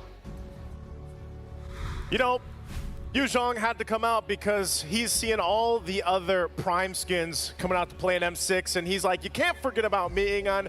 They pull out the Yu Zhong pick. What do you think about it? Do you think this is a closer? It's match point right now for I think FNOP. it could be a closer, a good counter pick coming in from the composition of Falcon Esports and in the hands of someone like Kirk, easily activated. You know he's going to disrupt the formation of Falcon Esports, specifically when the Feathered Airstrike has been casted, so it's going to be hard hard-fought battle for Falcon and going up against Fnatic Onyx Philippines. Right now, FNOP is saying, what's a Falcon to a Dragon? We'll see if it plays its part this time around. Game 3, it's match point right now for FNOP. Can Falcon Esports soar higher and stay in the series by taking a game against Fnatic Onyx Philippines? And this time around, a little bit different in the jungle, of course. Dax this time gets the Fredrin. It's such an interesting change of pace that we've seen throughout the M6, even from Swiss stage to now, and just the meta in general. And again, make sure you guys grab your M6 pass. It's now available. Oh, mid lane, PX7, oh, in trouble, one hit away. Brusco will be fine though. Okay, this is the aggression actually that we expected for Fnatic Onyx Philippines. I mean, you have the signature Brusco Khalid. Khalid activated early on in the early game. Main objective is to really try and go for the mid control and eventually go for the delay in the jungle rotation. And so far, Brusco has been doing a good job going for those pokes, going for those engages. And we'll see if Brusco can keep it up against Falcon Esports. Part of this too, obviously, is, you know, I like that Falcon Esports has utility on their side now. You know, you still give Royal Milk the hero that he's performed probably the best on, even Benny to that matter. But still, you can play around this Matilda pick. Helping Dax have a little more mobility on this Fredrin's going to be great. They're setting things up for the first objective, poking down Brusco a little bit here, but King Kong is there to go ahead, and the Quicksand Guard. Super Prince, though, will have to burn the Flicker already, so pretty proactive early game from Falcon Esports. Yeah, that was well worth it. Again, just the guiding wind. You already burned out Super Prince's Flicker. And you know that in terms of mobility, Vexana, although he has the Deathly Grasp, mobility-wise, he's not up to par compared to PX7's Sparsa. So that's a good resource burned for the side of Falcon Esports. But again, here's the problem. Kirk with a Yuzhong already level 4. If PX7 decides to go for the Feathered Airstrike, but on the other hand, no Dax, going right after Brusco. Brusco going to be in trouble. Flickers out, heals up. Quicksand Guard will go down, though, but the fight's still going to break out as Dax falls next. And it's Kirk taking some more with the shots and gets the double. It's a reminder the Yuzhong still works in the meta, and that's going to be a turtle as well for FNOP. If you're speaking about proactiveness, Kirk was proactive in that clash. Jumped in, plus the Petrify, gonna take it down too, even though Royal Mid got the vengeance, but King Kong though, forcing Kid X to flicker up, but catches him off guard with electrifying beats, and brings him down once more, extending the lead of Fnatic to 1.3k. Brusco just given the vision available to King Kong to see if they actually want to make a play from this. Dax has to be careful because of just the difference in speed from the jungling that can happen here. Mid lane, they do get that flicker out now from PX7. Feathered Airstrike to help clear things out. The Super Prince will keep him under the turret. But you can see this, again, Dax is falling behind slightly against King Kong, now sitting at level 7. Yeah, and apart from the discrepancy in the two junglers, we saw what could happen when it comes to the mid lane matchup. PX7 cast the Feathered Airstrike. Super Prince not going to go out of the vicinity of the Feathered Airstrike. Just going to go in and cast the Deathly Grasp to disrupt the Feathered Airstrike. That's more than enough. And not to mention, Kirk also has the Yuzhong with the Petrify. So there's a lot that PX7 needs to worry about when it comes to casting his Feathered Airstrike. Again, this poke battle here in the XP lane. Kirk's biggest threat, too, is obviously, like we've seen in past M series, where Yuzhong was just picked up so much in the XP lane. Whoa, Super Prince. Okay. Raging Sandstorm. Okay, they're not going to commit the flicker, though. But Brusco just managing to zone out. King Kong goes in with an electrifying beat and burst it down. PX7. Dax with the energy eruption. King Kong going to be able to just get away. This Joy is so slippery to catch energy eruption or not. A whole lot of ultimates just kind of thrown out there, too. PX7 going down, didn't have the flicker available. And yes, the Wings by Wings has only helped you so much. So now as they get it situated, some more extra gold. First items being locked in too for FNOP. Starlium Scythe now for King Kong. I'm surprised, you know, he's been doing so much damage already. What more? And now with the Starlium Scythe in hand. And leading into this Corrosive Scythe still for Kelra. He's been just farming up, doing his thing. They'll go ahead and get in position now. Turtle's up. Kirk made his way to that gold lane as they get ready to just let Kelra push bottom side So we'll see Falcon Esports. How do they deal with the fight? Okay, Raging Sandstorm paired up with the Black Dragon for him. Kirk also has the Petrify, forcing Falcon Esports to retreat. But PX7 has the Feathered Airstrike. Spirit of Destruction will also connect. Going to take down Brusco in the hands of Benny. Here comes the Terrify coming in from Super Prince. Going to bring down one more. Kirk is going to fall down. And this is the response of Falcon Esports. Great response, and they also get the turtle. That's exactly what Falcon Esports needed. Good item picks up. They are going to trade that tier 1 turret, but this is a good shift that Falcon Esports needed. They had to get some momentum and take care of the gold deficit getting too out of hand. King Kong still going to go ahead and put pressure in the jungle, though. So Falcon Esports, how do they adjust from everything that just happened here? They showed that they can still fight, utilizing the utility that they have, and even down to the firing power with a Pharsa if the positioning is there. Okay, they might be able to solve the problem right away. Kid X was the reason why they got saved, and now PX7 with a Feathered Airstrike to bring down Brusco, and Royal Milk wants to go for more. Infernal Pursuit trying to catch up onto King Kong. Volley Shot Worldy is going to connect, and Fnatic Onyx Philippines will disengage.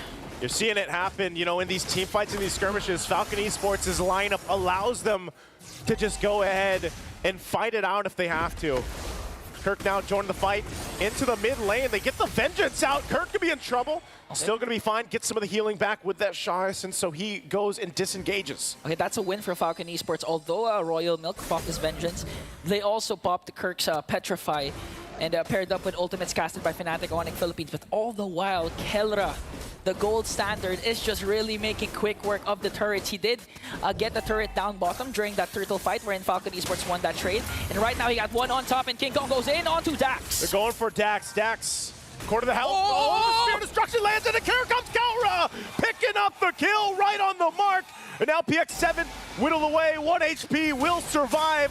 And Kid X now caught under the turret. They go in. Here comes the internal guard, but Royal Milk wants to go for Kelra. He's not going to be able to catch him, and Kirk blocks his path. Brusco and Super Prince, will they re-engage? Kirk has to jump away. And again, the gold standard. When you thought he was just going to go for the turret push, he went for more. He took down Dax. So what you always got to watch out for is where is Kelra going to show up. I mean, this Moskov alone plays that part. You know, push down one of the lanes and then just join the fight. But right on the mark that time, the fight, though, for the turtle. Falcon Esports looking to take the last turtle of the game. Brusco jumping in. Okay, they're going to commit the Raging Sandstorm, but all the way to the back line. Kid X trying to work on King Kong. Spear of Destruction will miss. The Feathered Airstrike is there, but they're going to get a kill onto Benny as Dax gets the turtle. They want to go for more. Falcon Esports on the attack. Kelra just dishing out the damage. Super Prince with Infernal Pursuit to bring down Super Prince. And that's a trade Falcons was willing to take a kill onto 2 plus the turtle. Even if they lost to Benny, it's fine. Falcon Esports will fight and fight and fight. They know they're facing that match point against FNOP, and this is what they have to do. Kelra could be in trouble this time. Guiding a win, circling Eel combo, and Kelra is gone. Finally, a shutdown onto Kelra, a much-needed pickoff for Falcon Esports. Really trying to enable PX7 and Benny, and Falcon Esports unfazed by the lead that Fnatic Onyx Philippines had in the early phases of the game. Just looking at the lead, it's down to 700, Naisu. In the 3 games we have now, this is the best that we've seen Falcon Esports, and maybe this is what they needed. Maybe this amount of mobility and firepower is what they needed to bring Benny online. Look at the damage though. King Kong will be able to get that circling eagle out, but mid lane. Committing a lot onto Royal Milk. The counterattack is there, plus the Vengeance. He's going to fall down in the hands of Brusco. Here comes PX7, Feathered Airstrike by Fnatic Onyx Philippines. They went out of the vicinity of that ultimate. No trade for Falcon Esports. No trade right now. They're gonna get in position. They still have plenty of time before that Lord does come up, about 30 seconds or so. That's why there's so much focus here in the mid lane. They might still look for more. King Kong popping the electrifying beats. We'll have the backup before the next fight. But these tier 1 turrets in the mid lane, obviously very important before that first Lord breaks out. But right now, it's just kind of maintaining things. Good item pickup here for Benny, finally getting that Malefic Gun. So now he's got the 3. He's got the Haas Claws, he's got Berserker's Fury, Malefic Gun. He is where he needs to be on the Bruno. Has farmed up quite a bit, sitting at the top of the gold ranking here too for Benny. So he is online. As long as he is safe, and he's got not only the sliding tackle, but he's got a flicker plus Kid X on the Matilda, His positioning should be on point. Super Prince. Super Prince has to walk away now. Falcon Esports going to set their eyes on this Lord. That was a good rotation for them to clear out the top lane so they can focus on this major objective. Fnatic Onyx Philippines, King Kong looking for the proper angle. He's going to hide in that brush. Gonna get in position. Kelra might make his way down too. They know Falcon Esports wants to take this with the Fredrin. They have the utility. They're gonna go. Here comes the Black Dragon form, Raging Sandstorm combination to zone out. Falcon Esports, the Spirit Destruction will connect. Dax gets the Lord, but Fnatic Onyx Philippines wants to go for the kills. Royal Milk will get two. And now Falcon Esports, the response that you want from them. They're bringing everything they have to bring down Fnatic, and only King Kong is left. And the Falcons find their flight. And they'll just go down, taking the tier 2 in the mid lane. They might look for more. Working on the base turret, they're gonna get the shields down.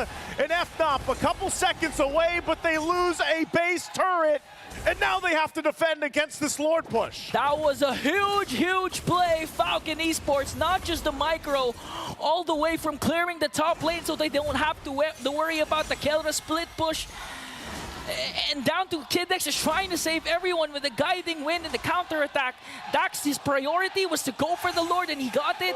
But they went for more. They went for 4 bodies. A huge, huge play coming in from Royal Milk, also to zone out the members of Fnatic Onyx Philippines. Lord sieging in the bottom lane.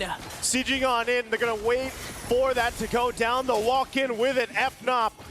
They'll have to be on the defense. Feathered Airstrike going to be used. Brusco looking for an angle. King Kong got caught with an energy eruption. Brought down by Dax. They still have the Lord, but Fnatic Onyx Philippines going to make quick work of that. They have minions up top. Now they set their eyes on this inhibitor turret. Will they be able to take down everything Fnatic Onyx Philippines has? Royal Milk goes for the zone. Here comes the circling eagle. Benny left alone to dish out the damage. Fnatic Onyx Philippines has to walk away, but Falcon Esports says, we will make the gods bleed! And we get another game. It's not gonna be a sweep. Falcon Esports finding a second win here in the series. Exactly what they needed. This side of the stadium standing up, cheering for them. A great test for FNOP, and it's Falcon Esports that does it. We're at 1-2 right now for Falcon Esports. FNOP has to make some adjustments. I mean, that was a quick game, man. That was 11-44 for Falcon Esports. Great performance. They made adjustments throughout the draft. They played with the utility that they had, even for Kid X, and they just came out and played as a team here. Great job by them. This is a series, and Falcon Esports gets one. Let's throw it over to the panel to break down this amazing Game 3. Finally, the Falcons get some altitude and are on the board. Game 3 going over to the Burmese. And it took 2, but finally they found their form. Hey, where there's a will, there's a way, and they found it, right? Able to turn that game back around. Trex, we mentioned it every time we're on the desk together. You see things go the distance, and if they just take things one game at a time, that can inch their way back up to evening out the series. Now, all they got to do is win one more, and it'll be tied up. I mean, I hate to say it, but no. The draft was key for the side of Falcon there. They were willing to play the count. Listen to T. Listen to Big T, all right? All right, so folks, if you all need a quick recap and you just tuned in, after repeated renditions of the same draft, Falcon Esports now finally finds a counter and picks the Fredrin into the Joy and forces a new pick out of Fnatic Onyx book, and they pull out the Yu Zhong. They get even the Moskov out of Kelra to face off against Benny's Bruno, and they get the dub. Is that all to the story? What's behind this big win by Fnatic Onyx? We'll be able to talk about it more as we look at the post-game stats here. There was a sudden snap in the mid-game. This was a short game, but I think the beats we'll be able to understand more when we see the gold graph and the highlights. Yeah, overall, just decisive, right? Falcon, even with their backs against the wall, they found a way to disrupt the reign of Fnatic Onyx. Even with the Pharsa pickup, with that Feathered Airstrike just being such a demonic force, you get to see the Mathilda bring them back to safety. I think with the sustainability and with the massive damage output, and then again with that Fredrin, to counter this Joy, who's been pretty much unstoppable this entire M series. And speaking of that Matilda, right, you get the Oasis Flash, you get cooldown, you're building on the more damaging utility side, and you're able to do that because you have this Fredrin. Normally, FNOP would completely take advantage of a squishy front line, but since they have the Fredrin in that place, you have the advantage. It definitely helped. And Fnatic Onyx, interesting response. Ultimate dive. They have the Joy on King Kong, just trying to, you know, weave in and out, try to burst down Benny if he somehow found him. PX7 as well, a little softy there. And I'd say the more acquired taste, the X factor, the special ingredient, that Yu Zhong, alongside Brusco's signature Khalid, which has done work on the M6 stage before. Suddenly you see Kirk bringing in the Black Dragon. At some point, it worked. It was good when we saw them synchronize it with the Rampaging Sandstorm, but I guess the guiding winds was just enough, and of course the hard stoppers up front. Yeah, I think the big problem where it started to fall apart is you have this Khalid, which already isn't a real tank, right? Like, yes, it's a decent tank in the hands of Brusco, but then you also throw in the spice of this Yu Zhong, where now you essentially have two heroes that just aren't real frontliners. Like, they are, but they're not your hard-boiled tanks, right? And once Benny gets online, he's just eating those things up. And that's why in the beginning it works for FNOP. They have the dive, they have the counterplay, but once it gets to the end, when Benny's really punching in, those, you know, more half tanks aren't cutting it. And this is just overall a way better solidified draft from Falcon. It's what we've seen in the last matches, right? You have the Mathilda, which helps with the Phoveus. One of his biggest problems is having to dive into a team and having no way to get back to safety. But when you throw that Mathilda in the mix, he has a clear path back out when he uses that Infernal Pursuit. As you look at the gold graph on the board, I mean, look how it scales in Fnatic Onyx's favor, all the way up to about that 7 minutes with that turtle play.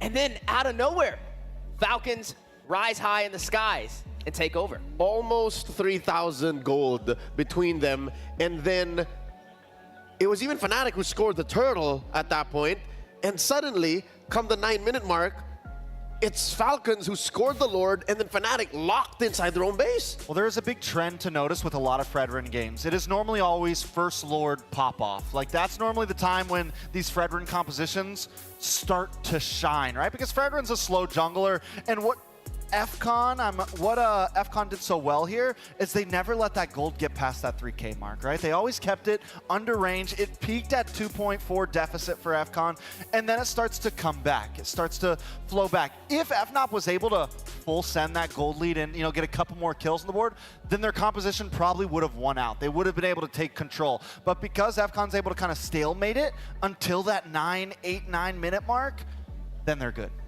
And they really spread out the responsibilities. You see here, PX7 got a solid amount of kills, 3. Benny as well, 3. And then sometimes the frontliners would just find these stragglers, these random heroes from Fnatic Onyx that have crossed the threshold, the point of no return, and that's what led up to that huge lead. Because, again, in the first 7 minutes, yeah, it's true, Fnatic Onyx were in control, but Falcon never let them go farther off. That's why it stayed within comeback territory and allowed for the Burmese to get the win. Let's go ahead and figure out who our MVP is. Which one would you name to be the biggest impact player for Falcon Esports? Ladies and gentlemen, it's none other than Kid X, holding their ground, keeping everyone safe. His Mathilda definitely allowed for so much more than just protection. Yeah, I think this was the perfect Mathilda game, right? Especially stacked up with that Phoveus, and I would say even with the Fredrin. Both of them not the most mobile heroes, but when you throw the Mathilda in the mix, not only are you providing those shields, but you're also getting them back to safety. We saw a lot of amazing highlights over there from Kid X to get that job done, only really needing that flash of Oasis to be able to pull that off. Now, with the Mathilda in the mix, and the Phoveus, is that a gamble Fnatic Onyx wants to take again for the next game? To leave both open? To leave both open. I guess it depends on what side Fnatic Onyx ends up being. If Fnatic Onyx picks blue side to go to, the draft will be completely different. It's going to be a completely different game, you know? But still, we'll see exactly how it ends up. I like the way that Kid X plays this Matilda. In the early game, it was a little more aggressive. He was able to bring Dax to chase down some of these picks, able to bring people to safety. He was always in the correct spot at the right time. And I think just overall, it's a hero that did fit him very well. Okay, now in hindsight, watching these clips play, and again, once the fight begins, Falcon Esports just has had that unfair advantage of we can disengage and re-engage at will compared to Fnatic, who is just all in dive. Maybe that's something Fnatic Onyx did not see coming, like the way Kid X plays it. It's very different from Bruce with Matilda, that's for sure. He's not sitting behind the team. He's sitting in front of the team, looking for angles nonstop. And maybe that's the problem that Fnatic Onyx ran into, right? I mean, when you have a hero like the Yuzong and also a Khalid, both of them with the Sandstorm, with the Black Dragon, they both dive in and they're looking for that opportunity. But when you don't get it, when you have a Matilda that disengages that target that you select, you just wasted your utility. And that's when you counter-engage, and that is when you make that opportunity work in your favor. And that's what Falcon Esports did. And now in hindsight, even the battle spells, watching the action once more, it's evident to me that the lack of Purify makes it all the more worse, right? I think the way Fnatic Onyx approach this game and the way that Kid X and Falcon punish them is, yeah, we're going to outbox them. We're going to press these buttons better, and that's how we're going to win. Falcon did not let that happen. You know, it's such a great point because Kelra is kind of, at least so far in M series, he's notoriously known to just take the flicker because I think he's so confident in his mechanics. About 9 out of 10 times he's right to do that. Exactly. But this time, FCON catches them out, right? Falcon Esports takes advantage of that, and that small oversight ends up being one of the downfalls here, right? So very well played by Falcon, and now for the first time in 3 series, we're coming on to what, series 4 now, Fnatic Onyx has to go to the drawing board. Yeah, I mean, they're rolling their sleeves up, but they're not out of the tunnel just yet, right? They got to find another way to disrupt that path that we've been seeing Onyx dominate in. And I agree with you, Trex, when you mentioned the draft, when you mentioned the Fredrin, being a great response to the Joy. These are the things they have to do, right? Half the battle is in the draft, and that is where you can disrupt Fnatic Onyx from taking over. And with that said, going into Game 4 for the first time in this best of 5, it's Fnatic Onyx who has to figure things out. Luckily, they can still adjust the draft, and we have a quick break. So with that said, folks, you all go ahead and grab a drink, grab a snack, and we'll come back with more action here on the M6 World Championship. With that said, going into Game 4 for the first time in this best of 5, it's Fnatic Onyx who has to figure things out. Luckily, they can still adjust the draft, and we have a quick break. So with that said, folks, you all go ahead and grab a drink, grab a snack, and we'll come back with more action here on the M6 World Championship.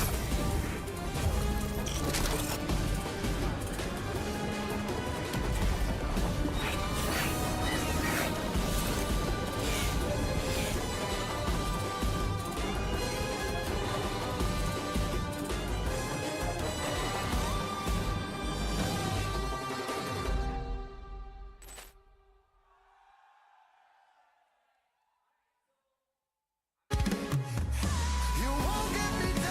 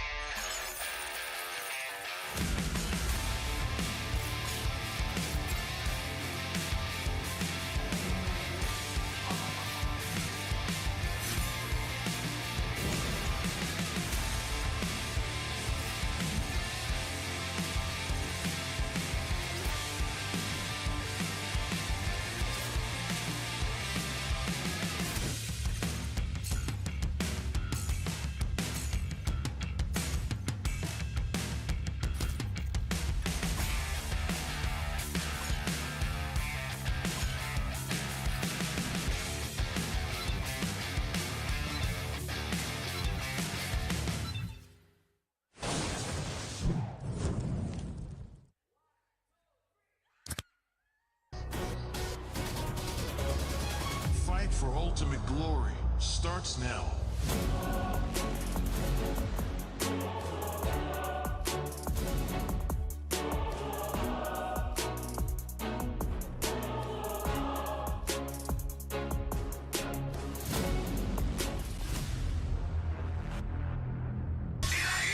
Mobile Legend M6 スイスウォッチ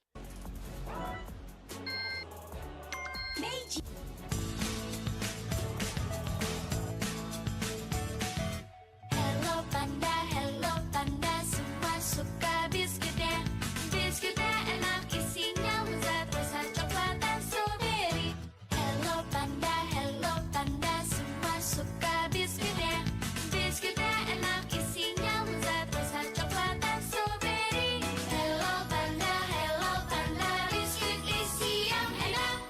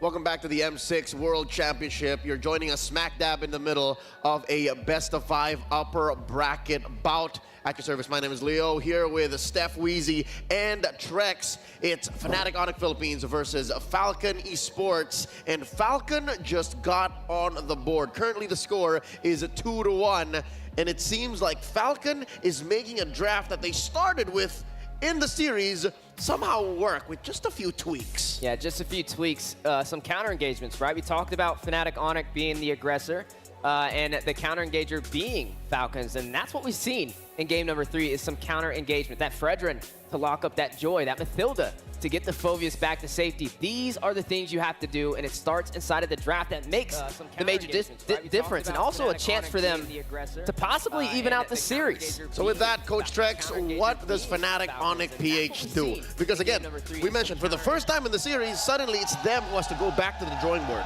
Well, I think I don't want to take away from them taking that Yuzan pick, because that's just the way that FNOP goes. Like I said, they're never scared to pick something if it theoretically on paper counters. And I think FNOP just has to continue doing that, continue playing their game. The real question is, do they go back to blue side, which creates this really interesting dynamic between teams, because some teams really like drafting from red side, and I'm kind of still wondering, where does FNOP fit on that blue to red side right now? It seems like they enjoy blue, but we're really going to know now because they're finally losing a game. Yeah, more on the Yu Zhong. Something tells me it's less about countering what Falcon Esports are doing, and it's more of just their coup de grace, their finishing maneuver to try and take down Falcon. Speaking of which, here's a quote from Royal Milk, the story behind the team's success. Their biggest factor of success was their training. They play every day without rest, preparing for the World Championship, and it takes a lot out of them, and it's mainly out of the trust for their coach. Both of their coaches, Coach RC, Coach Nyo Chao, are like family, because those are their sources of motivation and pushing them to improve. It's their support that allows for them to improve. Yeah, they're definitely close-knitted, right? They keep it home, they keep it as a family, and that's what you have to do, right? That synergy is what comes alive from Falcon, and that's what we've seen in game number 3. Now, a chance to even out the series. The odds are higher than ever, but they were able to prove everybody wrong. I mean, there was a moment when I looked at the prediction rate, it was 99% to 1. I got to see what it is now. I mean, after the last performance, there's some glimmering hope for the Falcons. Okay. Talking about Fnatic Onyx efforts to try and reel the series back into control and eventually a win, something tells me they're going to play closer to the chest. Something tells me game Gotta see what 4, it is now. I mean, after the they last will performance- play closer to a style that doesn't outright try to reinvent the wheel, because that's what we mentioned as the Yu Zhong pick came through, right? Like, oh no, they're redefining the meta again. They're changing it up. But you know, I can completely agree. When you get to a point like this, it's like, all right, back to the basics. Let's see if, and you force Falcon to kind of come back to that. You jog them back to the world, and can they embrace themselves for that? Because that's definitely it's tough when you go that off and then to snap back, you know? So can they do that? Well, we also asked the question with the last series, do they let the Matilda and the Phoveus both walk? It's one or the other. Yeah, are they gonna, does Fnatic Onyx have a plan against that? Or are they just gonna let them select it again and try and dominate on game number 4? A lot of questions we have to ask, but we'll have some answers here momentarily as we're looking at some of the players on the board. I think it's really down to, like I said, because if FNOP's on blue side, then they might have the option for the Matilda, right? They might have, because that's where the Matilda's been going.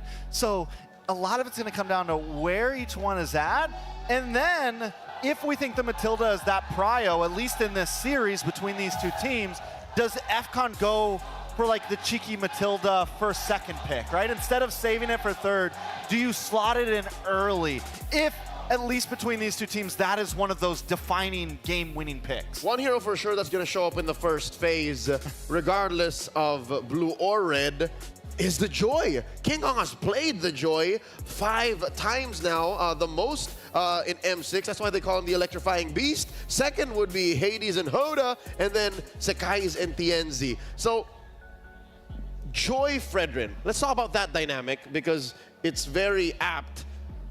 Are we going to see that trade here again?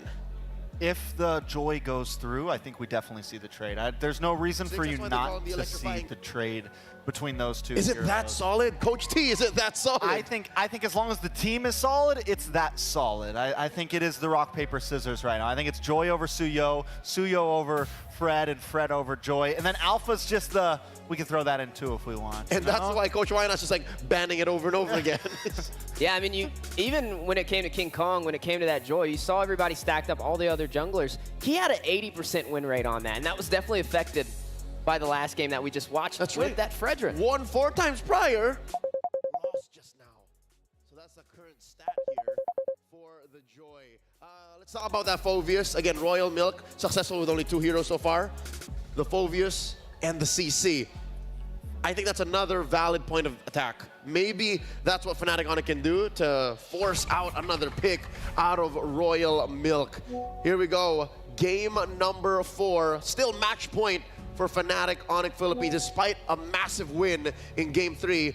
Falcon Esports not out of the woods just yet. Do you mean CC as in the EXP laner? Correct. Now that was they pulled that pick out against BTK, game 3 or no game 2 against the Glue. That was a tempo breaker. And it was a great pick against the Fredrin. So if FCON gives the Fredrin over and then pick up the CC, maybe second phase or something. Put it on Kirk?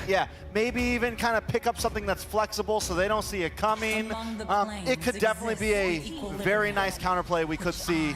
Here comes the Eve ban, so already something different. But also speaking of different, Fnatic Onyx is now first pick in the draft. So that means they have prio over a hero like the Bruno, which we've been seeing dominate, and usually in their hands, they're able to push on forward with it. And does Falcon Esports have something in their arsenal to be able to shut it down? But gentlemen, I think we can agree that Bruno's not the problem, right?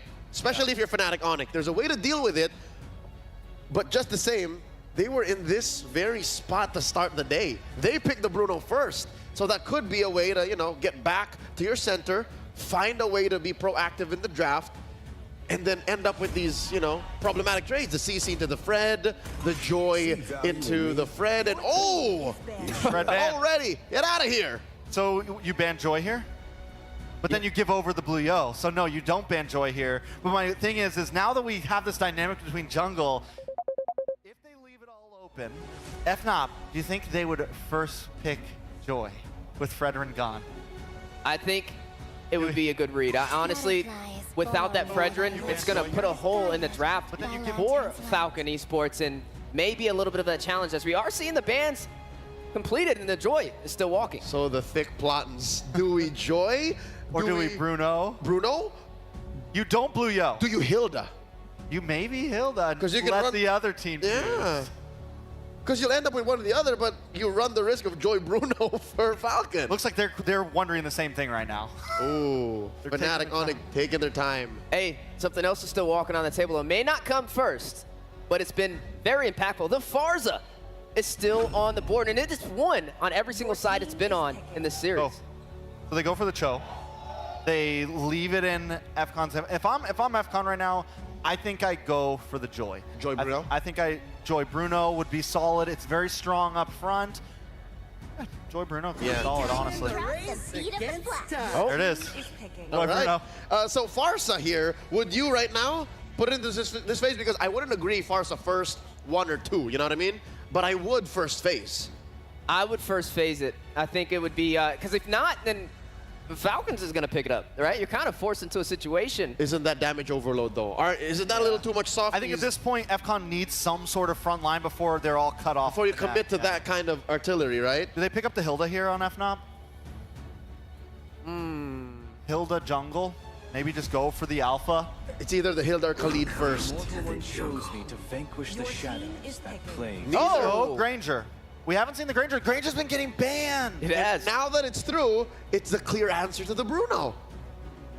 Which, by the way, Counter-engage. it's been catching up, by the way. The stats are so close. The stats are neck and neck for Bruno and Granger here. And it really helps support the Suyo and some of the things he's have. Like, it just adds a bit more damage where he needs it. The Granger's a little harder to catch, I think, than the Bruno. There goes your Hilda pick, though.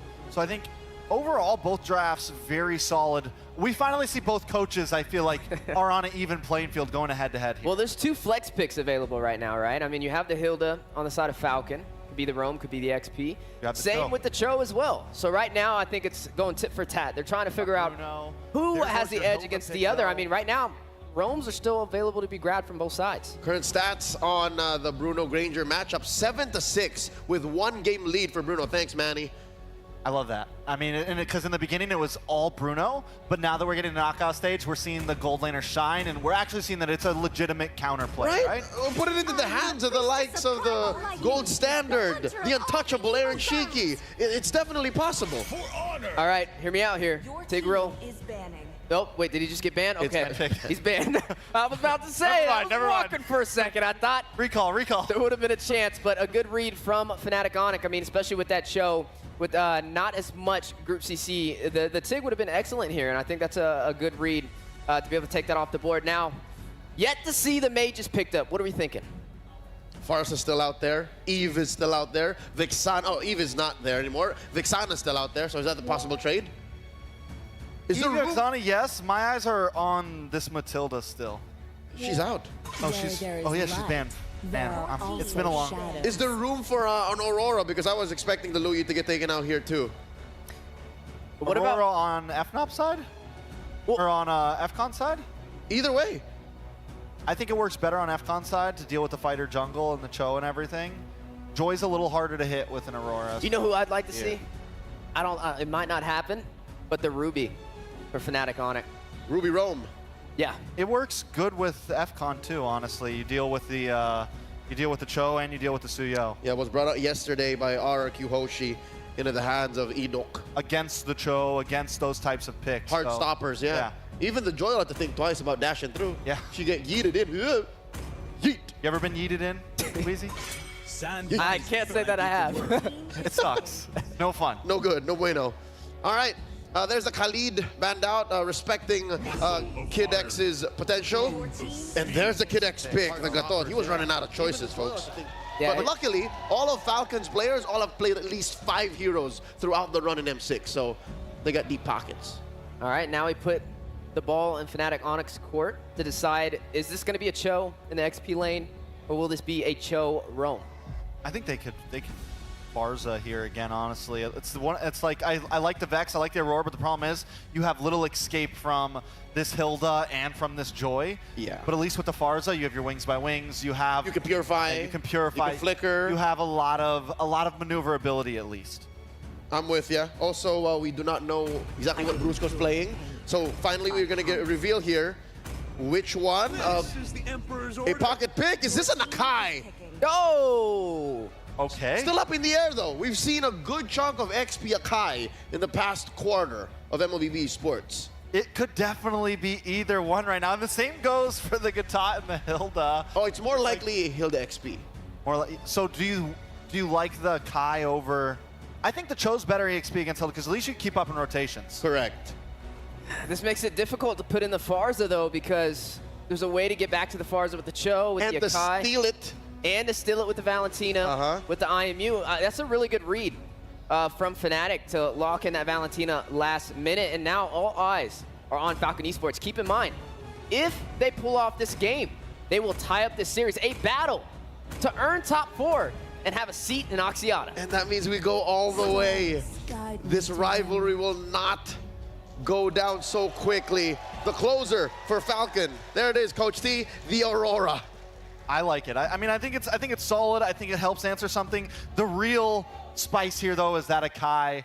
How is it going to work out? Back-to-back, game-to-game, FNOP bring out a spicy pick. Let's throw those our casters to call this match.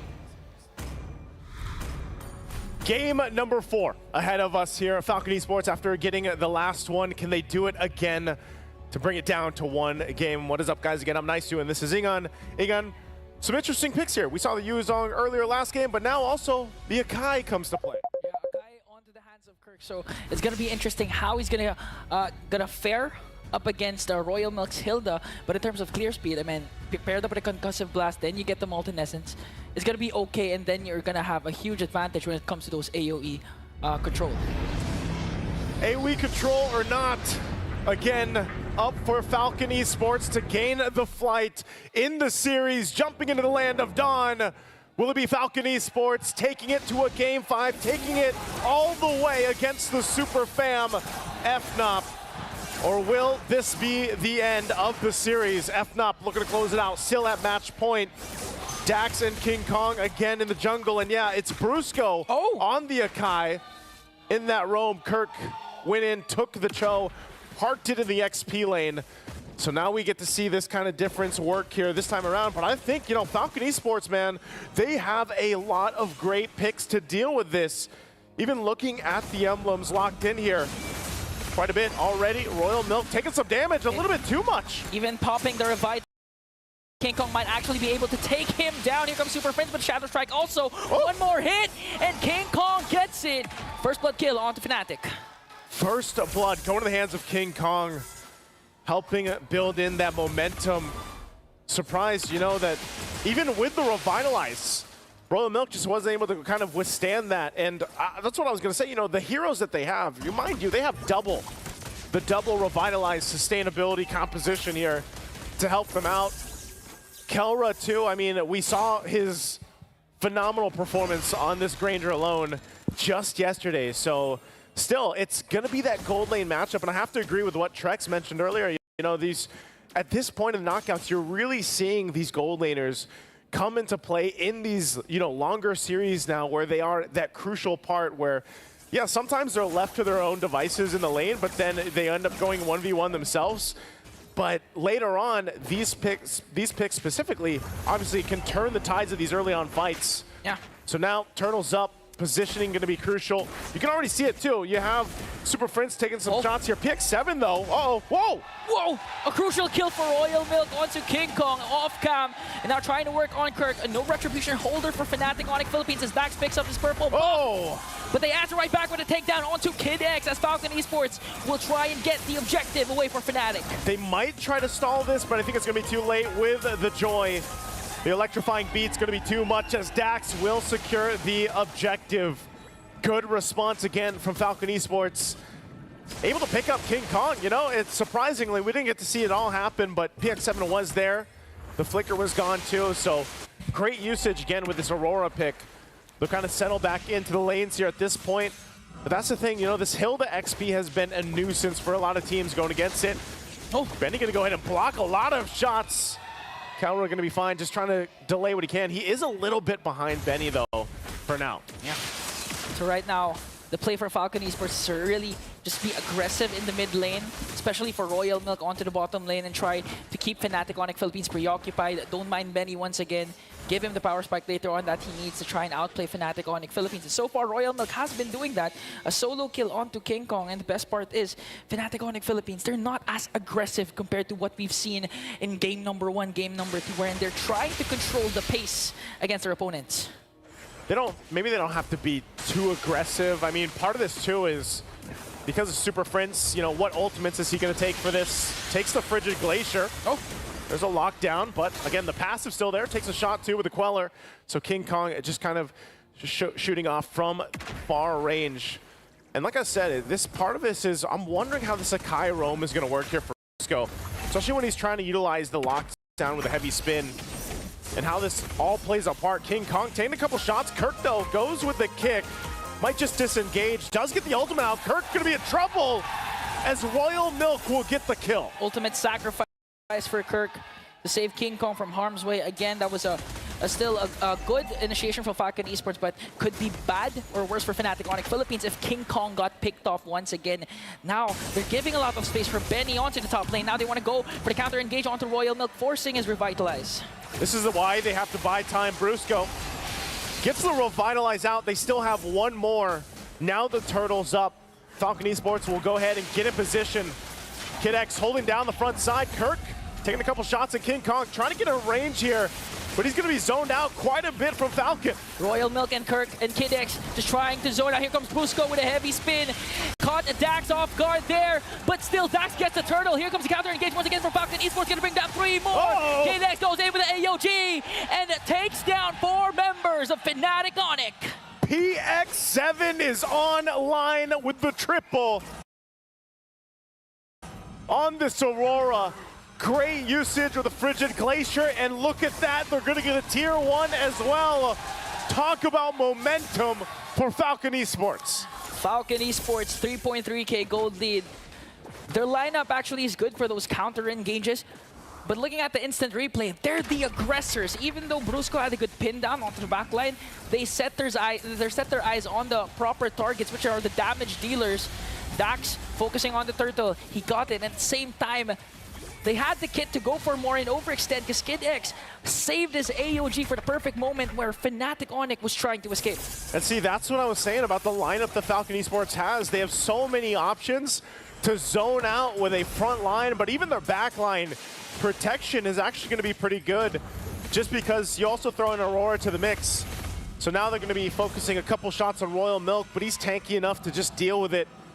This is a huge lead already early on. 4,000 gold for Falcon Esports. So now FNOP in a position that they don't find themselves in often. They don't usually have this kind of gap to work against.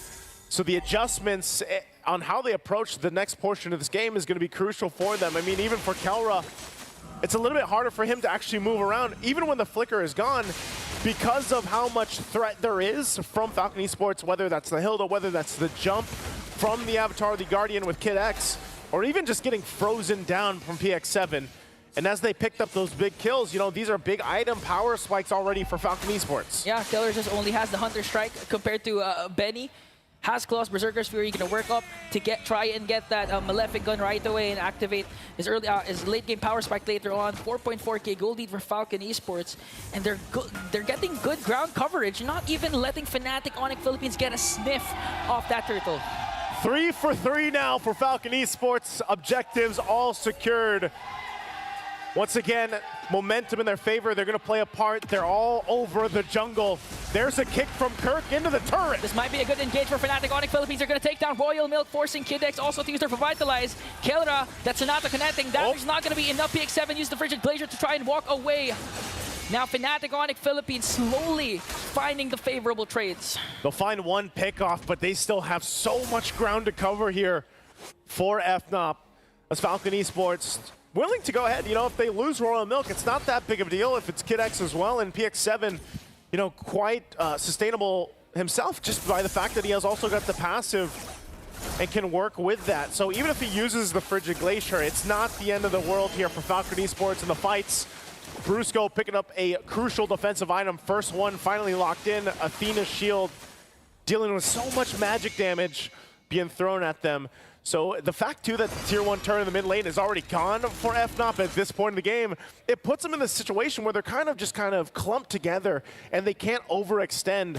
And Benny picking up the Malefic Gun. There's the lockdown on Royal Milk. He's going to just take so many hits and will get shot down. Dax trying to go for the answer. Here comes the Electrifying Beast, going to take down Super Prince. And that's a good better trade for Falcon Esports as Benny works on the top lane turret. And we were asking this question even during the start of the broadcast is how do you tame the beast? How do you tame King Kong? It's easy. Take down a mid lane turret, expose his jungle, and take away the buffs of Suyo. That seems to be the answer right now as Falcon Esports takes the Tier 2 in the mid lane already, setting themselves up for a easy take on the Lord unless FNOP, despite being down 6,000 gold, actually want to contest this. Knowing them, they might get in position for it. They're going to go ahead and grab what they can, but you answered it here, Ingon. You stop King Kong by just taking parts of the jungle, and it looks like right now they're going to go for even more here. King Kong's still on the top side. Kirk can't find an angle. Super Prince going to dodge the Avatar of the Guardian. Okay, they're going to overcommit and try to force Fnatic on the Philippines to back away as they work on also on the bottom lane turret as they get the Lord. No trade whatsoever for Fnatic on the Philippines. They do, however, get the top lane turret. And just look at the damage coming in from Benny. He already has the Malefic Gun, so in terms of range, you can expect Benny to just go crazy. It looks like Falcon Esports wants to do in Game 4 what happened to them in Game 1.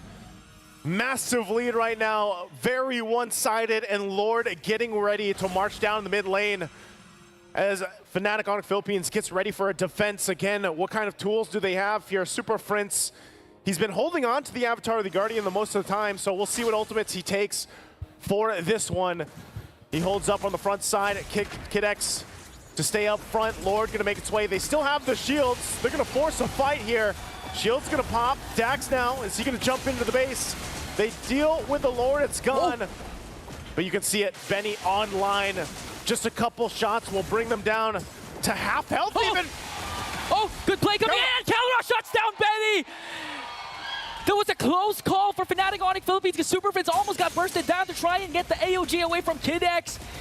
And now Kalra has been activated. A crucial shutdown onto Benny. A good pickoff, but still, FNOP has so much work to do.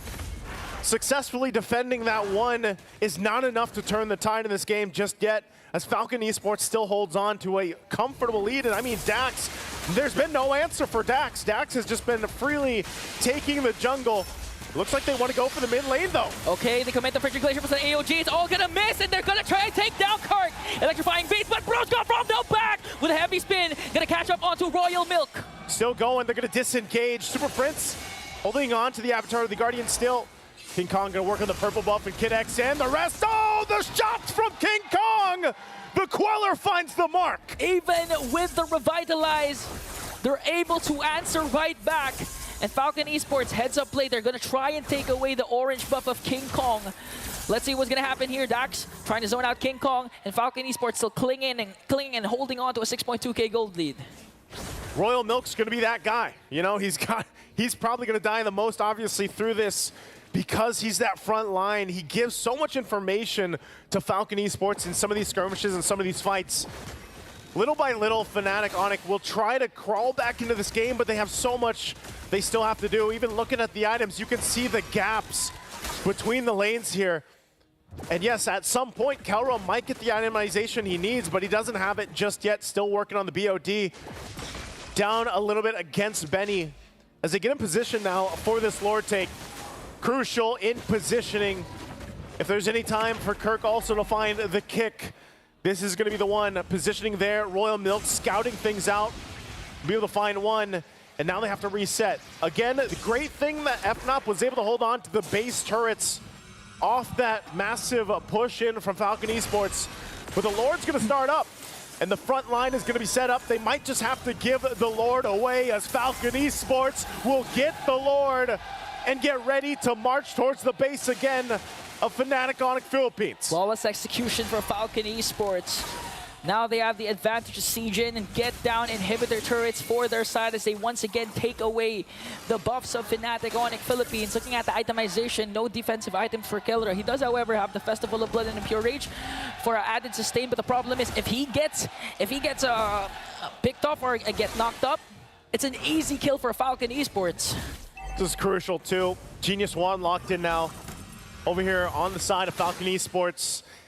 In a base defense against an Aurora too, and then Dax just going to the back line. It's going to be so difficult for the positioning here. You've got to have to keep an eye on Kellra, see if they can actually give him the space he needs to move around this.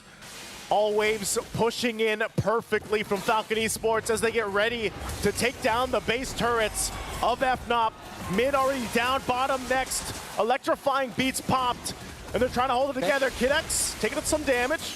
Lord's gonna be worked on. Now they make their way towards the last turret of the base, but right now FNOP still in it. Oh, Falcon Esports, they still have enhanced minions into the middle lane, and on the top, will they go for the engage? They have a 9k gold lead here. They still have a lot of utilities. Again, AOG and also the Frigid Glacier. They popped the Revitalize for added HP coming in for this potential clash. Look at it, that's not, it's gonna hurt though. Kid X goes in with AOG. AOG, Kid X, gotta get back. Already utilizing both Revitalizes. A couple shots coming in. They're gonna go in with a disengage, and Dax will run on out. Even with a conceal use, they won't follow any more. Again, Falcon Esports, job accomplished. All base turrets of FNOP down. All base turrets, no casualties, extending their lead once again, trying to take away all the buffs the Fnatic Onyx Philippines can have. However, King Kong is going to be able to take this purple buff, and looking at the items, the decision of Kellra to not go for any defensive once again. It's pretty evident that they have trouble trying to go for Kellra, but is the damage going to be enough though? We've seen the Death Sonata connecting 2 times. It's quite painful for Falcon Esports, but again, they have double Revitalize, they have frontliners, beefy ones that can out-sustain the damage coming in from the gold standard. This is really where they're so exposed here. Kirk even getting out of that jungle. And again, Kellra, he only has that flicker available. Working, there's the Rose Gold Meteor, so he's got that. But you can see this, you know, positioning so crucial for him because one mistake, and if he gets cut off with an Avatar of the Guardian from Falcon Esports, it's going to be really difficult to get away, and he's going to have to rely on the peel from the rest of the lineup here. So it's just a standoff. 15 seconds away from that Lord. We'll see if Falcon Esports just gets another one, but a couple shots here, maintaining these waves, pushing in. Falcon will make their way for the objective. It might be better here, Egon, if, I don't know, if FNOP doesn't fight this, but they have the option to go into position. It looks like they'll do just that. Even with Super Friend still holding on to his own AOG. Benny Dud did just get the Wind of Nature, so has that extra defensive capabilities alongside the Purify. They'll start the Lord up here now. At this point in the game, at 16 minutes in, the Lord gonna take a little bit longer to go ahead and burst down, even with this kind of itemization. But Royal Milk will still provide the vision. PX7 and Kid X as well, trying to force back FNOP. It looks like they want to fight. Kid X and T. Karas picked up. They don't want to commit just yet. It does go for a reset. They're still holding it together. They might give the go. Kellra's positioning still has the flicker. They take their time in the approach, but right now they're going to whittle down Royal Milk. Okay, that's Sonata forcing out Royal Milk's Revitalize, causing him to go out of position. Soft reset onto this Lord. That's one down right now, but they're still going to be going. Another Revitalize coming in from Kid X. They're zoning out the members of Fnatic Onyx Philippines as Falcon Esports gets the Lord. Here comes the AOG. They want to go for more. That's with the Electrifying Beaks working on Kirk, and he's going to take him down. Benny, on the other hand, goes on to King Kong. Kellra might be caught off guard here. Will be able to stay alive. Yes, he will. PX7 flickers down, manages to stay alive, and Falcon Esports once again outplaying Fnatic Onyx Philippines. And that's just showing, again, how much of a lead they have in the fight where they can take a couple shots. It was smart. I mean, they got Royal Milk's Revitalize out, but then they were forcing that fight. They were forcing the situation, and even Kellra to burn the flicker. That means he won't have it for this defense. So even more so is that positioning going to be crucial. They're going to have to manage the waves pushing in. Kirk will be up. But right now, Falcon Esports looking to close out this game 4 on this push. Keeping an eye on them here. King Kong and Super Prince holding on to the Avatar. The Guardian will have to make this work. Lord sieging in onto the middle lane. King Kong has to walk away. Brusquito goes in, but electrifying beat from Dax is there. Benny gets a free hit. AOG, and they're working on the Crystal. A shutdown onto Kelra, and Falcon Esports evens out the series. We've got a game of 5 in our first best of 5 here.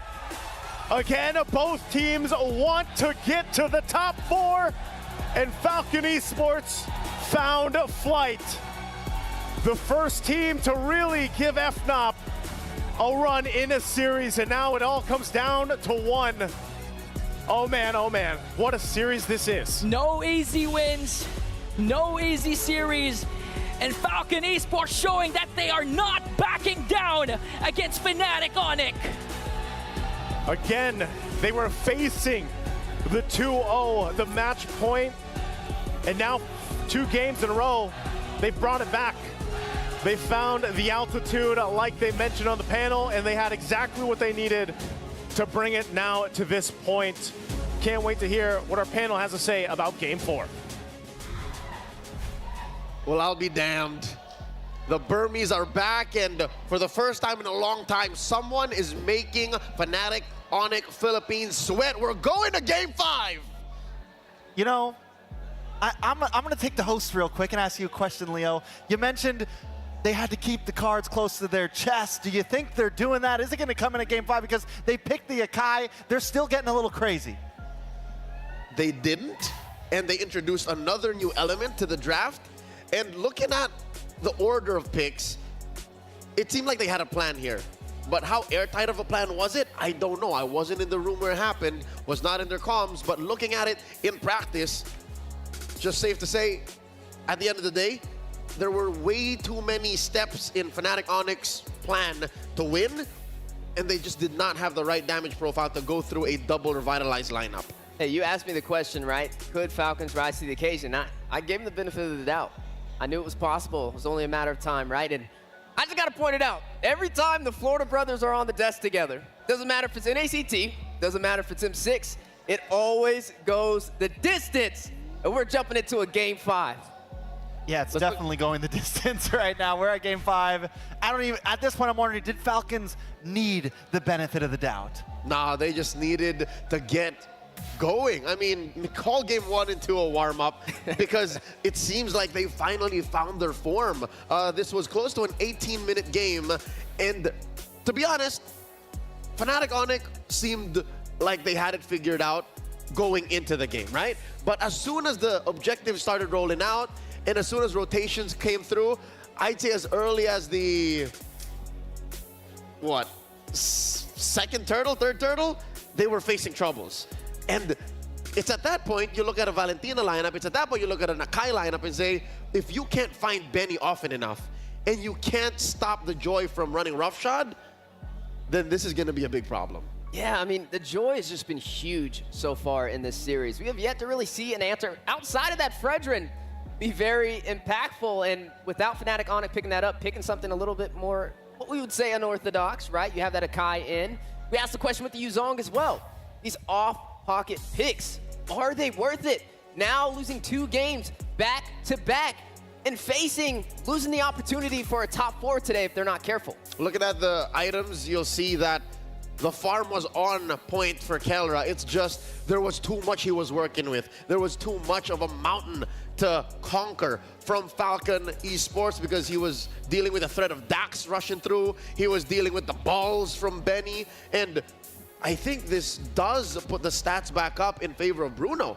Bruno is still favored now at 8-6, if I'm not mistaken. Yeah, Bruno definitely still holds the lead as long as you have the right draft around him, and that's what Falcon is doing. They seem to be the ones to pull the cards close to the chest in that game and come out on top repetitively. And this time, It seems like the coach of FNOP is having some trouble in the draft. They ban out the Fredrin on blue side, leave themselves. I think he didn't think the Joy was going to get slotted up front. Not like that. I don't think he thought it, because something went wrong there in that draft, and it went heavily into the favor of FCAP. Taking a look at the damage, though, another thing to point out, look at Royal Milk, and this is the great thing about the Hilda. You still do a decent amount of damage early game to keep the rest of the team in check, to buy you time. Here's the frustrating thing about Fnatic Onyx lineup. They dealt so much damage. Look at Kelra, look at Prince, look at King Kong. This is as expected. But who won? At the end of the day, They did more damage than everybody. it's a double revitalize. I think that really was the nail in the coffin, besides the aforementioned, stumbles in the draft. Yeah, it was just a very big hurdle for Fnatic Onyx to jump over. I mean, even with Kelra on this Granger, who we said was technically the counter for the Bruno. We've been seeing it rise to the occasion alongside other marksmen like the Beatrix. But this time around, that Aurora pickup I think was huge as well, especially with that Valentina having to pair up against it. It worked off really good for Falcon Esports. Dare I say an MVP performance even. It was a solid stopper. And let's do some calculations, right? Because they did almost so much more damage, almost double the damage probably total than FCON. But look at who soaked up all that damage. Kid X in Royal Milk, 151,000 damage onto Royal Milk, and barely any kills on him, right? He just played a great game overall, and the double revitalize, it just shows, is it time to finally nerf this? Is it time to finally get rid of the double revitalize, the revitalize ability, because it is ridiculous. That seems to be on top of the list. When you ask the MLBB player base, they would say Marksman, Malefic Gun, Revitalize, and what else? That's all. That's good for now. We'll start with that. So that means the meta is in a very healthy place right now. We are at about 72 heroes picked overall out of 126. So we are very, very happy with the way the metagame is going, save for those two things. Looking at the gold graph right now, you'll see that it was a downhill slide for Fnatic Onyx going into that first turtle, and then eventually they just lost control. I think that's an all-time high of almost 10,000 between them and Falcon at the 14-minute mark. Yeah, total control, right? I mean, in the beginning of this series, Falcon was having a hard time getting into this game, and I think right now we can agree they're a slow starting engine for this series, and now they're fully revved up, and you're starting to see some of the cracks show from Fnatic Onyx, right? A lot of pressure on their side. They're the last team from the Philippines sitting in M6, holding that banner. And now, with these two teams being tied up, who will take the first spot in Oxiata? And I think something else, one of those cracks could be this, right? And I want to take a look at this gold graph because in the very beginning, FNOP almost always wins out in laning phase. And it doesn't look like a lot, but just them starting that first 3 minutes off, 4 minutes off with the lead, it shows, we talked about their great micro mechanics, their great aggressiveness, but now the lack of macro from them, maybe that's starting to be the downfall a little bit. Maybe it's too much relying, they're having trouble with the snapback in that Lord phase of game, right? They're having trouble with that snapback. They're leaving things down to too much of a coin flip maybe. And teams like Falcon, those outer sea aggressive regions, love that. They thrive in that. And that is the current dilemma for Fnatic Onyx Philippines. Can they somehow snap back to a more macro-focused form? Because Falcon Esports, they just got started, and now finally they are soaring, and momentum is on their side. Their frontline mage, their MVP mage, we're gonna give it to him. Spoiler alert. Let's throw it over. It's PX7 on that Aurora. Coach, he picked up the Aurora. Coach T, he picked up the Aurora. I like it. I think it was a very clean pick, and it worked well. At first, I was a little like, okay, this can work. It's a little dangerous, but again, you have the front line to block for it, so the Aurora can just save. And even in that final push when they were going into tower, he drops the Frigid Glacier and saves Benny's life to make sure Benny can get a little bit more damage out. And they waited in the draft to pick this up, right? This wasn't an early pickup. This was pretty much last pick for the draft right after that Valentina slot was up. red 5 for game 5, yeah. And to get that MVP, it just showcases PX7's mastery. And right now, with the momentum rolling inside of Falcon Esports' favor. They're 1 game away. From dropping Fnatic Onic into the lower bracket. Flipping the table. Let that sink in. Let that sink in. Can they do it? Can they do it? Momentum is on their side. Unless Fnatic Onic somehow, some way, pull something out, then yeah. There's a phrase we haven't used, I think, at all this M6 that I think goes very hand in hand with Falcon and Days of Past. Is it broadcast safe? Downloading. Oh. Falcon Esports first 2 games where they just downloaded was Coach Neo Chao just downloading the draft for a bit. You know, has the bar filled? Are they good to go? Are they at 100%? I think they are right now because the first 2 games, Fnatic Onic Philippines was in the driver's seat, man. They had the wheel of the draft, and now Falcon Esports seems to have the wheel of the draft. They got Fnatic Onic Philippines guessing. And if anything, watching the game now, watching PX7's highlights on that Aurora and Falcon Esports' performance so far in games 3 and 4, I agree with you. It seems like it's now a check for Fnatic Onic Philippines if they have more files, if they got more blueprints. What's in Coach, why not in Coach Hayes' clear book? Like, what the else do original they have? blueprint. You just got to get back, like you said, pull your cards in, get back to the original blueprint. I mean, they're stacking up teams left and right in M6 so far. I mean, they took down Aurora MLBB during the Swiss stage, and then they also took down SRG. And now, to bring back this series, which was really just 1 match away from a full sweep for Fnatic Onic, now tied up. How do they do it? And if anything, it's Falcon who refuses to budge. It's Falcon who just says, no, we're just going to pick the same heroes. We're going to put Aurora on PX7. We're going to put Agatot on Kid X. You've seen this before. We're going to keep the Bruno on Benny. And I'll tell you now, that's pretty terrifying. If you're Fnatic Onic right now, is we keep giving them the same heroes. We could have sworn fundamentally we could beat them. I think that is one thing that they haven't done quite yet, is just go back to the basics, to the fundamentals, what worked in game 1 and 2. Stop it with these Yu Zhongs.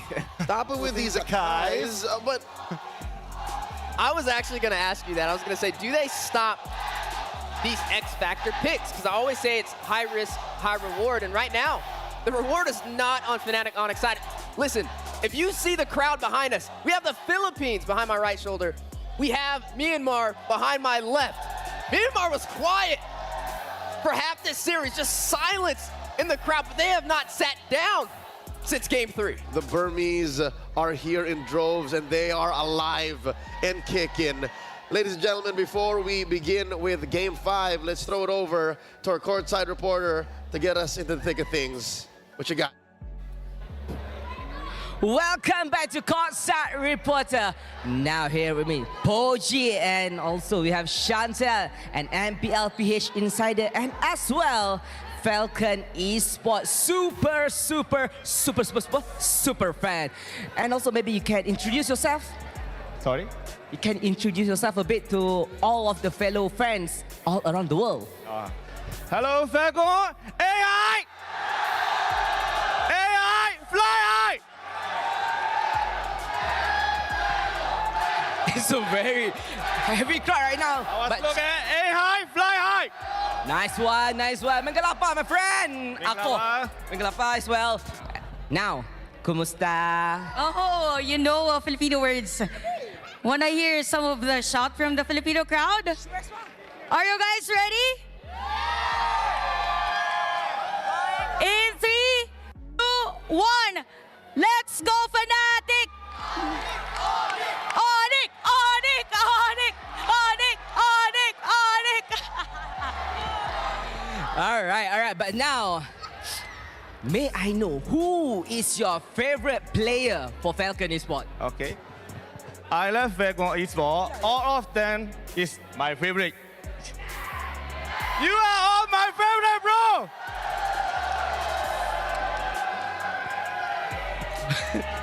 Betul bersemangat.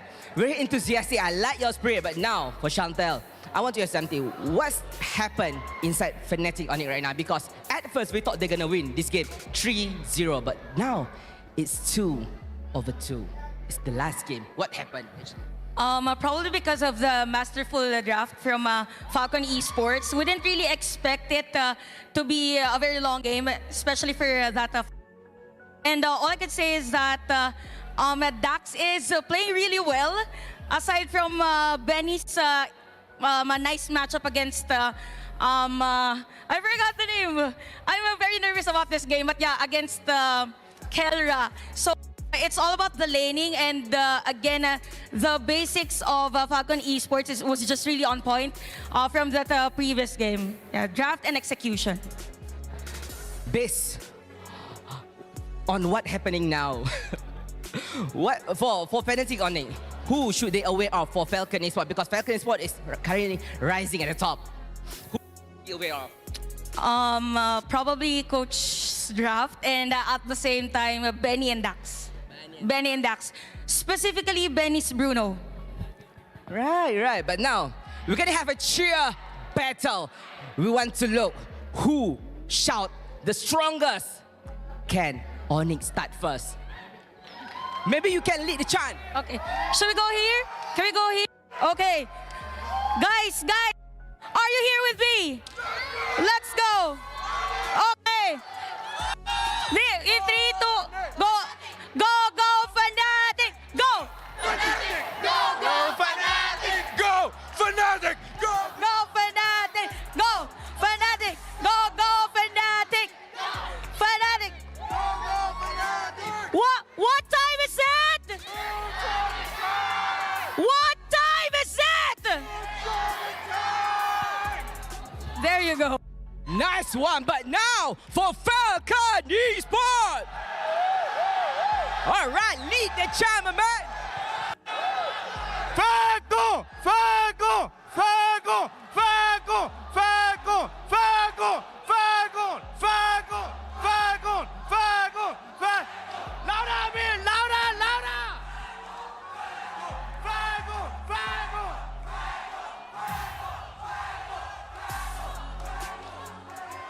One more time! AI! AI! We are! Yeah!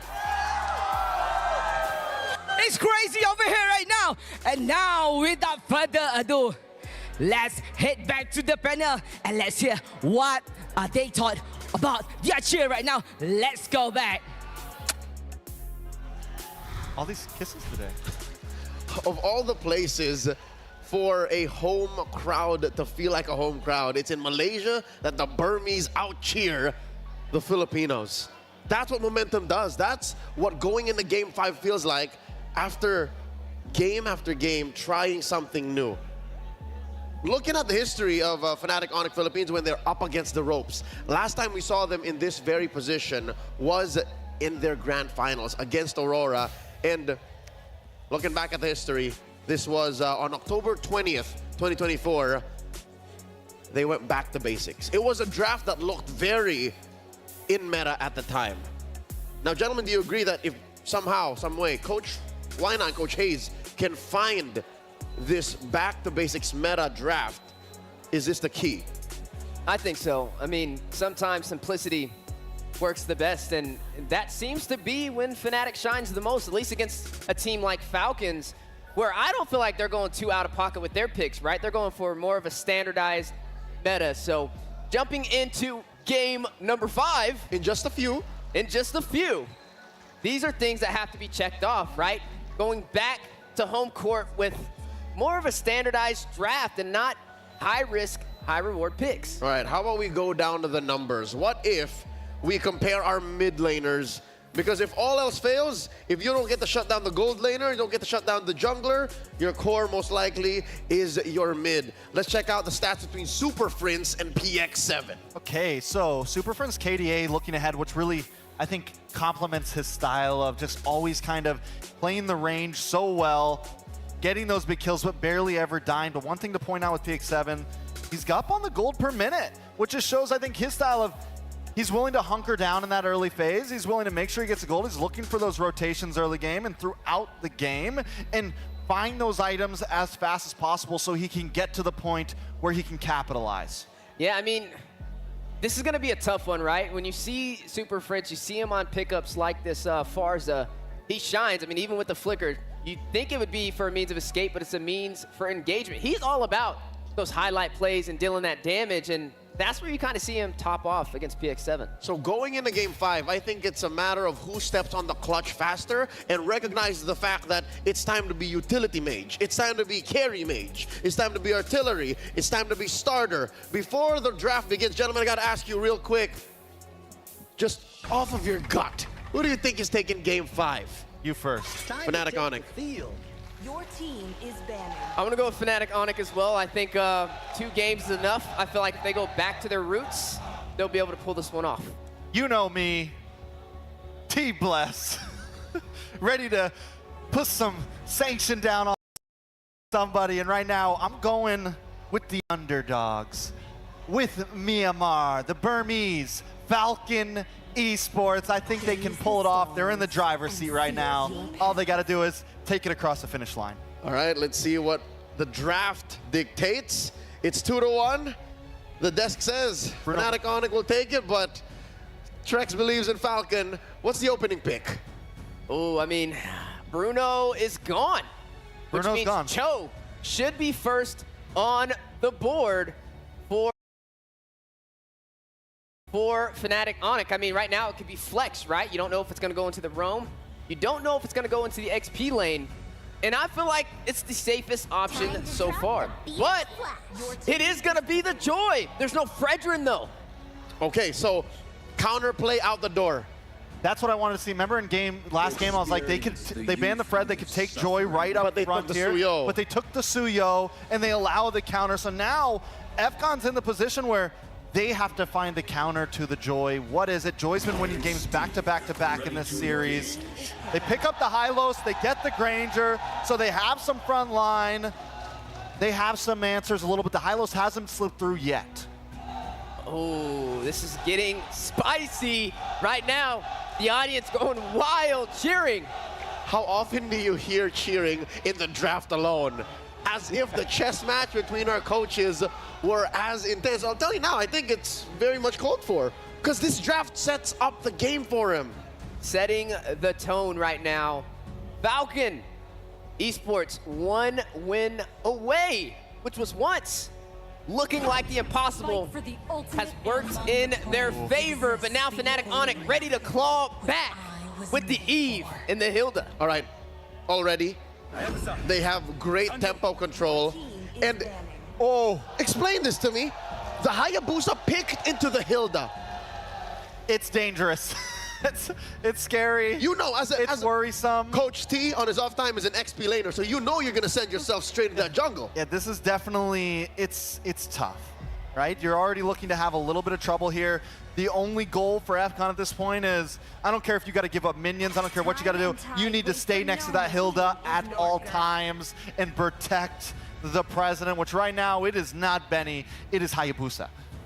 That makes me feel like the Hylos will be, no, it can still be flexed to the roam to the XP lane. But yeah, you are gonna have to watch out for this Hilda invading the jungle of the Hayabusa. But with the Haya, it's a free way to get to that Eve.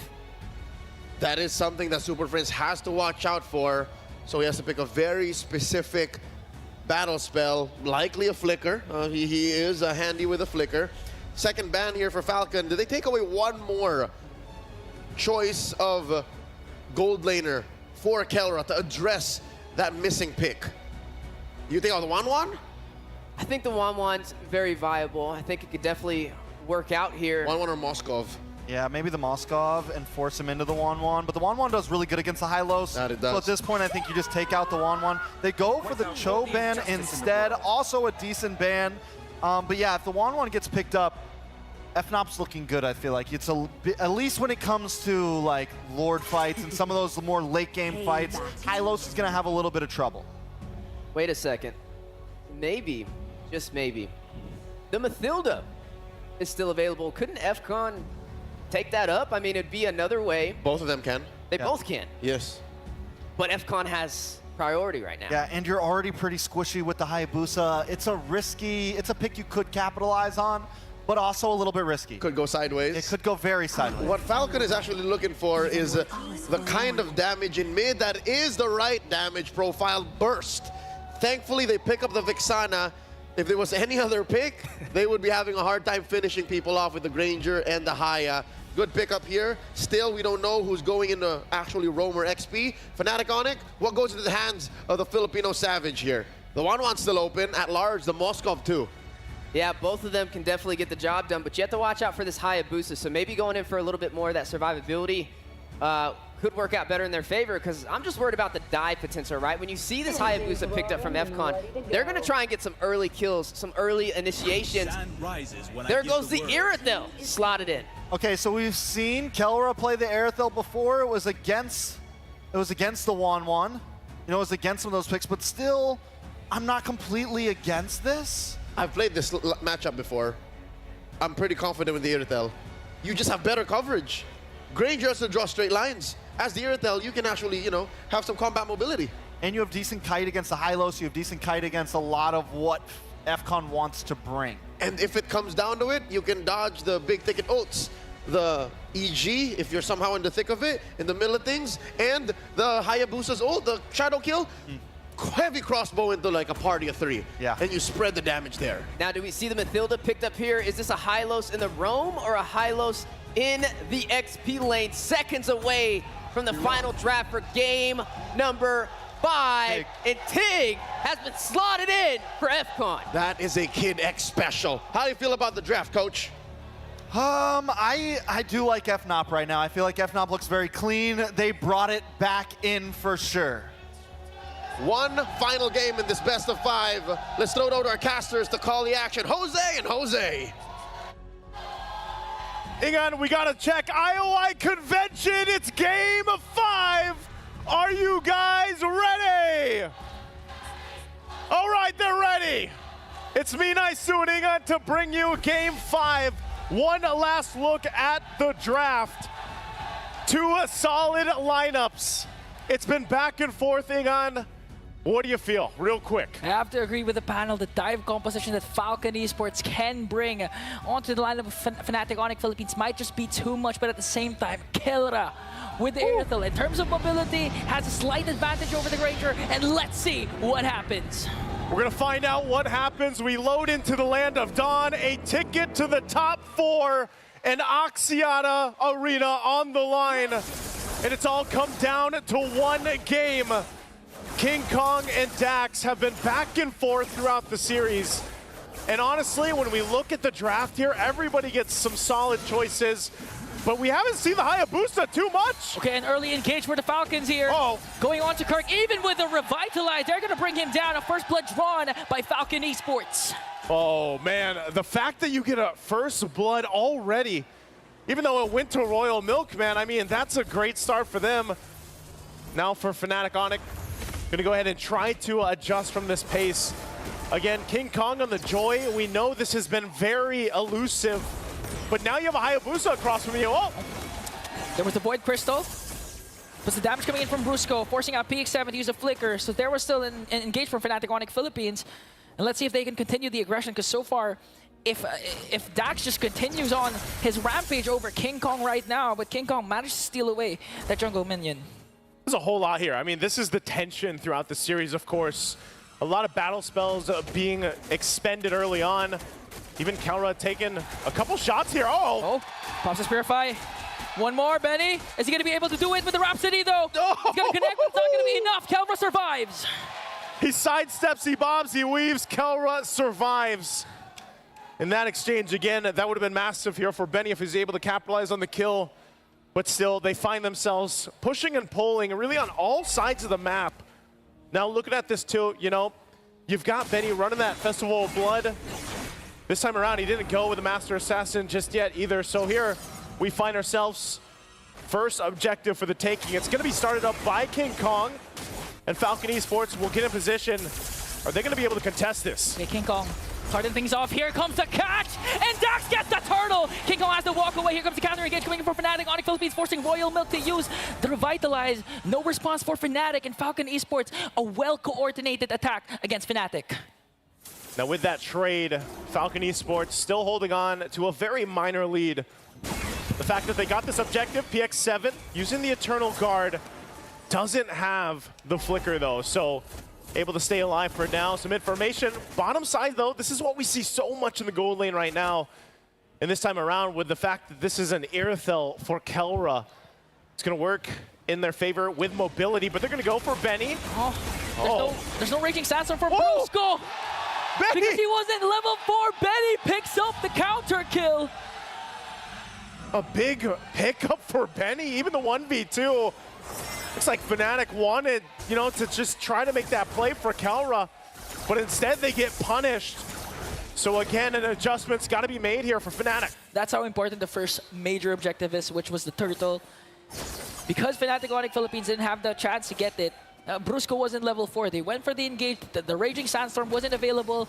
And Benny was, Wiggy Shadow Kill, forcing Super Prince to walk away. Here comes King Kong onto the back line with the Electrifying Beast. Raging Sandstorm finally connects onto Dax, but answers with the implosion! Here comes the counter attack, but still King Kong manages to find Dax and walk away safely. Kirk is there, joining the fight. Kid X able to get away. Again, the momentum shifts just slightly, diminishing that minor gold lead that Falcon Esports built up. And now King Kong holding on to the 2 kills. This is what he wants to do. He wants to go ahead and scale up as quickly as possible, especially when you have Dax on the Hayabusa across from you. Turtle coming up here at 10 seconds away as it's on the bottom portion of the map. They'll have to rotate down. King Kong still up on the top side. Dax will make his way though. They might just try to blitz this forward. They have 3 members here, Kelra and Brusco, waiting for the rest of the team. Positioning important. King Kong might, hold on, Brusco. Defending Raging Sandstorm. Quick Sand Guard to make sure he's not going to get picked up by Falcon Esports. Here comes King Kong though. Brusco has to walk away. Kelra. Brusco went down, but PX7 as well. Kelra in the midst of everything go. Kirk working on a Kid X. Kid X has the implosion plus the Revitalize. Here comes the Sacred Hammer, and it's going to get a kill on to Kid X. King Kong zoning out Benny, but Falcon Esports remains unbothered. Going to try and go for the purple buff. Kirk though, zoning out Royal Milk. They're gonna have to go ahead and just get this buff. Dax goes and secures it. King Kong's gonna start the turtle. They expended quite a bit on both sides for this. Dax will check things out, but 4 members of Fnatic Onyx will force Royal Milk back. So they might have just gotten a hard-fought turtle. Now Benny gonna be in trouble. Gets out with the flicker. And Brusco be able to escape, but now Kirk, King Kong looking for the back play as well. They go in a little bit longer. King Kong brings down PX7 with the electrifying bleats. And Kelra works on the bottom lane turret. They also secure the turtle. A lot of isolated clashes there for both of these teams, but Fnatic Onyx Philippines, they won all 3. Man, it just feels like, you know, at one moment, FNOP flips a switch, they turn things in their favor, and they just cause some chaos that makes teams kind of second guess a little bit on the positioning. I mean, they collapse down even under the turrets. So they now build up 2,000 gold lead at this point. They got the last objective. Falcon Esports still in fighting form though. They're still in a good position to go ahead and contest the next turtle when it comes up, but they might look for another play if they can. Again, the surprise factor here really is for Kid X. He's got the implosion, he's got the flicker combination, where Royal Milk, he's more so of utility. I have some sustainability with Revitalize, but I can also use the Glorious Pathway to cut off the exit routes, but Royal Milk. Okay. They're going to force out the Glorious Pathway to be used defensively. On the other hand, Kirk has to walk away here, coming in with the damage of Falcon Esports. They also used up their Revitalize. Major resource expended for the side of Falcon Esports. And they're going to make quick work of the mid lane turret. They might set their eyes on Benny. King Kong goes in, Rhythm of Joy, electrifying the base, and a mega kill for the beast himself, King Kong. You can't stop him. You can only contain King Kong, but now in the mid lane. There's an attempt coming in from Falcon Esports. Here's come one to Kid X again with the implosion. But the sustain is there for Fnatic Onyx Philippines. Kelra dishing out the damage, forcing Falcon Esports to walk away. Again, no trade. And I do agree, you cannot stop King Kong in his element. 4-0-1, now they're going to take away the buffs of Falcon Esports. They've got to stop him, though. They have to stop him from taking the resources. Dax is going to need this. He's only level 9, nearly level 10, but he's falling behind here. Turtle up. for the taking. Going to go ahead and get in position. Falcon Esports needs this. If not the turtle, then a defining team fight in their favor. They don't have a flicker for Kid X. He's got to wait for the implosion to be available, so they'll take their time with it. But even so, Benny and the PX7 both have to watch out positioning-wise. They're going to set things up. Benny picking up with the Malefic Roar. Turtle's going to be started up by King Kong. And now Kirk providing the vision. Both gold laners making their way towards the fight here. Okay, they're going to try and work on Kirk. Here comes the implosion. They're going to commit it. Dax on the other hand trying to focus on the turtle. Brusco is the first man down, but they answer right back with a kill onto Kid X. King Kong still gets the turtle. Another kill onto Kirk. Falcon Esports doing their best to try and break down King Kong with a leaky shadow kill, but it's not going to be enough to bring down King Kong. Fnatic Onyx Philippines with a 2.6k gold lead. The 2-for-2 trade, but the objective for FNOP further in the lead a little bit further, and that's a Holy Crystal now with a Starlium Scythe for King Kong. Look at the gap for the jungle. In terms of the gold, a massive lead right now, 2.2k ahead of Dax. And when you pick a Hayabusa like this is where it gets difficult, holding on to the buff, so they go in and break out in a fight, they'll take the purple. This is the main difference compared to game number 3 and game number 4. Kirk has been activated along with Brusco. They finally are able to get the vision, to get the zone from Falcon Esports compared to what happened during game number 4 wherein with the Akai pick. It was easy to burst down and poke down Brusco. That's why during the big engagements, he has no HP, he gets bursted down right away, not able to maximize the ultimate, but right now it's different. It's a different story for Fnatic Onyx Philippines. We see Kirk, even if he overextends, even if Kid X commits Implosion and Sacred Hammer, it's not enough to burst him down, but all the value that they get with what Kirk did was all used up by Fnatic Onyx. Man, even for Super Prince, you know, the fact that he's just able to go ahead and be a nuisance by setting things up with the RWM, but he also just has a glowing wand and a wishing lantern. I mean, the Void Crystals alone are enough to go ahead and stop some of the guessing of Falcon Esports on wanting to fight. And Dax is almost going to be in a situation where then, all right, he's behind. He's got to kind of catch up. He's not going to be really to go face-to-face against King Kong. So best case scenario for Dax is he's just able to go ahead and somehow steal the Lord if that ends up happening. It might have to happen here. We've seen this time and time again with previous Hayabusa players, but again, the zoning potential from FNOP is so good that Dax's entry point is really hard to get to. I mean, he has such a difficult time actually getting there, even with the quad shadows. Yeah. So now the Lord is up. It's going to be started up by King Kong. It's still going to be used too. They want to make a play on Royal Milk. Okay, they want to go for the -1. King Kong here with Electrifying Beats, forcing the Glorious Pathway once again, plus the Revitalize. That's 2 major resources expended by Falcon Esports. And again, you mentioned Dax. It's going to take a lot miracles to try and go for the Lord Steal, but here comes the Sacred Hammer play onto Kirk. Oh, Dax, look at that. Already so low, even with the quad shadow. A quarter of the health.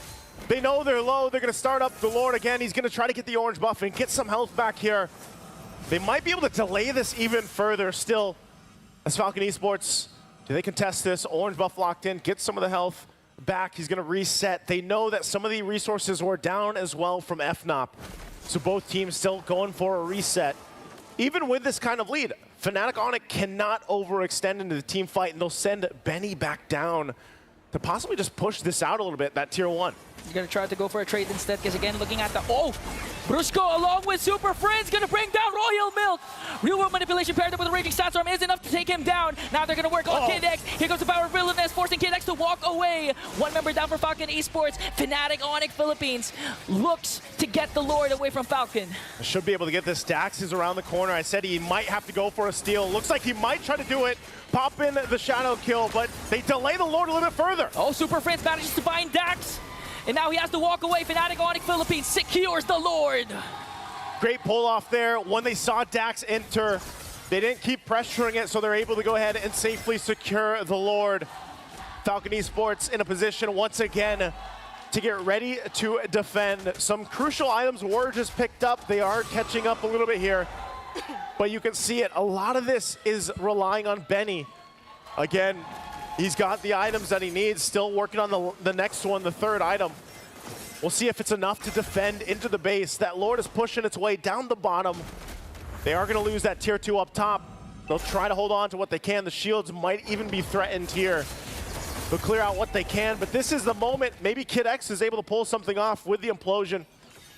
But can he withstand the damage? Again, Kid X not fully locked in. Only a Dominance Ice completed on this Tigreal pick. So let's try to spot them out of the jungle as they deal with the Lord right now. But so far, so good for Falcon Esports. Glorious Pathway dropped down to try to maintain the tier 2 in that mid lane. There's the conceal, though. They might put some pressure here now on the base of Falcon Esports. Falcon Esports made quick work of that Lord down bottom and manages to save also the mid lane turret. Just look at the damage coming in from Kelra, forcing PX7 to walk away. King Kong electrifying beat. This might be the catch. Falcon Esports gets 1 kill. Now they want to go for more though. Kid X with a conceal. Oh, missed the implosion. Super Friends with a super instinct. And now the counter attack coming in from Kelra. They're going to take down 1 more. Kid X is going to fall down in exchange for King Kong. I can't say I wouldn't have tried it myself. Kid X went in, but it didn't work. And right now, they look to go ahead and just stop the bleeding. I mean, they got King Kong. Oh, Royal Milk? Okay. Glorious Pathway.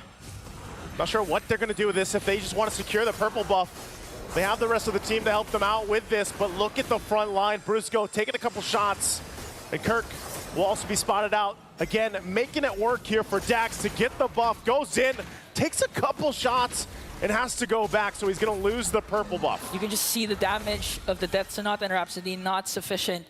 Kirk just stood up against the Rhapsody, took all bullets, and just look at the health, full health already, utilizing the passive, just going into the bushes alongside Brusco.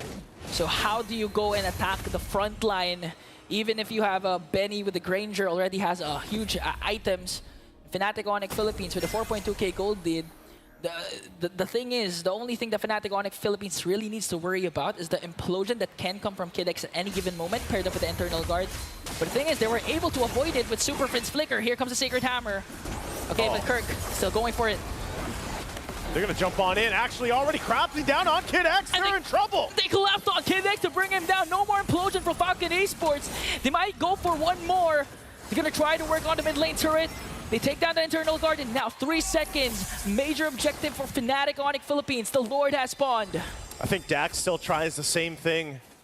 Even down with Kid X. Kid X will be up in 14. They can delay it enough for him to be up. Plus he'll have the flicker. So if they try to make something happen, but they're going to send Kirk to go ahead and spot them out. Might force something. Oh! Ooh, the power of wilderness might be too much. Dax has to retreat. Glorious Pathway again used defensively. Fnatic Onyx Philippines, King Kong secures the Lord. Objectives secured. And now for Falcon Esports, once again on the defense. But this time, this Lord will help them push into the base.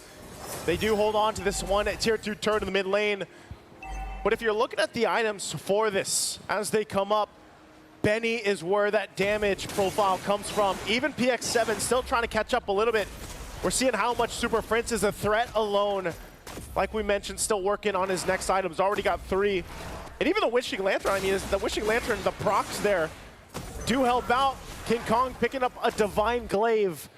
So this is just a whole lot of magic damage. Overloading Falcon Esports as they get ready to defend against this.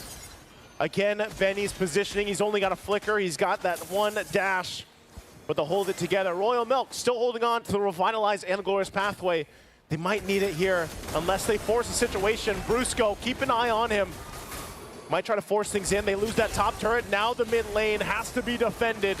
They're going to clear out the Lord. Dax, oh, Kid X! Kid X goes in with an implosion, but a counter by Brusco with the raging sandstorm from the back line. Going to take down Kid X once more. King Kong with an electrifying beat. Going to force out PX7 to use the flicker. They do, however, clear out the Lord and clear out the minions. They might go for the counter attack. Here comes Dax, though. Does he have the Wiki Shadow Kill? No, he doesn't. And Fnatic Onyx Philippines will go for the retreat. Falcon Esports will defend, though, only losing that top turret. They're still in the game. And whether or not, you know, Kid X gets that set up to turn the tide, they at least buy time. And that's exactly what they need here.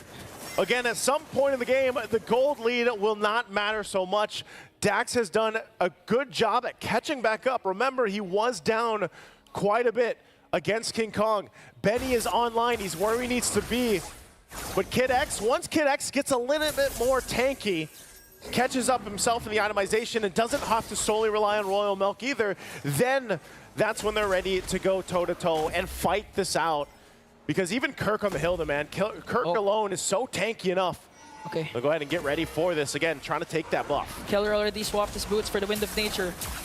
So he's jam-packed. Keller wants to go all in. And for Falcon Esports, it's either you try and go to contest for the Lord and steal it away, or at least if Fnatic Onyx Philippines secures the Lord, you need to take down bodies for the side of Fnatic Onyx Philippines. At this point, FNOP will just go ahead and take things slowly, take the buffs what they can, and go ahead and just gauge to see if Falcon Esports wants to force a fight. I don't think they should. And if they do, it's literally only going to be when Kid X has that flicker available, but it might be better off. They've tried it a couple times, that they just get the fair fight they're looking for. You know, we saw what we expected was that back in game 2 where Kid X on the same hero, the Tigreal, wasn't able to work out from him. He's out there scouting, but they're gonna have to work for this. Again, we'll see if he actually gets back, but the Lord is up. It's gonna be started up too. So he does still recall, it looks like, unless he gets the information that he'll actually be safe, but Super Prince will spot Kid X out. And now they're going to go all in onto Kid X. Royal Milk forced to use the glorious pathway. Kid X Immortality will be popped. All the while Kirk onto the backline, and they will bring down Kid X. Connected to every single member. King Kong with the cleanup crew. Immortality will be popped. Benny has to walk away. He's the only one left. The raging sandstorm from Brusco was on point. 4 members down. It's only Benny to defend this base push. Kelra and Super Prince, they'll take down the mid turret.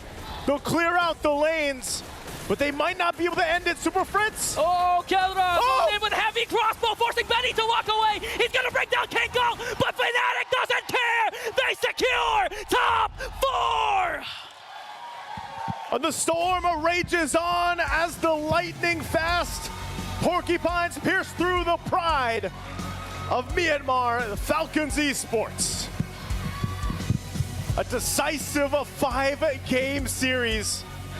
What better way to book that slot, the top 4 in the Oxiana Arena, than to have it go all the way? What people thought, myself included, was going to be a sweep was not, and talk about the rising to the occasion from Falcon Esports. They do go down to the lower bracket, though. They still have a chance to fight on. We'll see if they make it happen. Again, I'm Naisu, that's Ingon. Let's throw it over to the panel. That makes 3 and 5. Still in favor of the Burmese, but Fnatic Onyx Philippines takes one for the current reigning and defending region in the M Series. We went the distance, gentlemen. We went the distance, and Fnatic Onyx earning a spot into top 4 of M6 and a seat in Oxiana. Yeah, I mean, it completely goes all the way. Back, forth, back, forth. Falcon try to clutch that final win in there. But what does Fnatic Onyx do? They do exactly what you said, Leo. They bring it back to simplicity. They bring it back to the basics in the last game, and they take the dub. And more importantly, in-game, they were very surgical, very specific in what they were trying to do. Midway through the game, I checked in on Dax's net worth. Homie was legit in poverty. He was difficult of items. He wasn't dealing any damage. And all the way until the very end, even when it was quote-unquote comebackable, he was sent back with a shadow as soon as any member of Fnatic Onyx saw him. I mean, we asked the question, right? Picking up the Hayabusa into the Hilda, was that the right decision? I mean, there was not really a point in time where we got to see the Hayabusa thrive in that environment. You know, but that's when it leads to the question of what else was there, right? It was definitely tough. You could fall back to something like the Suyo. You could fall back to something like the Alpha. The Alpha might have been well there against the Hilda and everything, but the pressure's on, right? It's game 5. You got one shot, and Fnatic Onyx clutches up in those moments. And I think for the first time in the whole series, this is the real pop-off for the electrifying beast, King Kong. We were talking, and I think it's safe to say, Joy is the #1 jungler in the meta right now, in M6. You know, Trex brought up a good point. Possibly new meta on the way. He said, ban Fredrin, go Joy on blue side. If you're blue side, yeah, you ban. I mean, and we just saw that happen.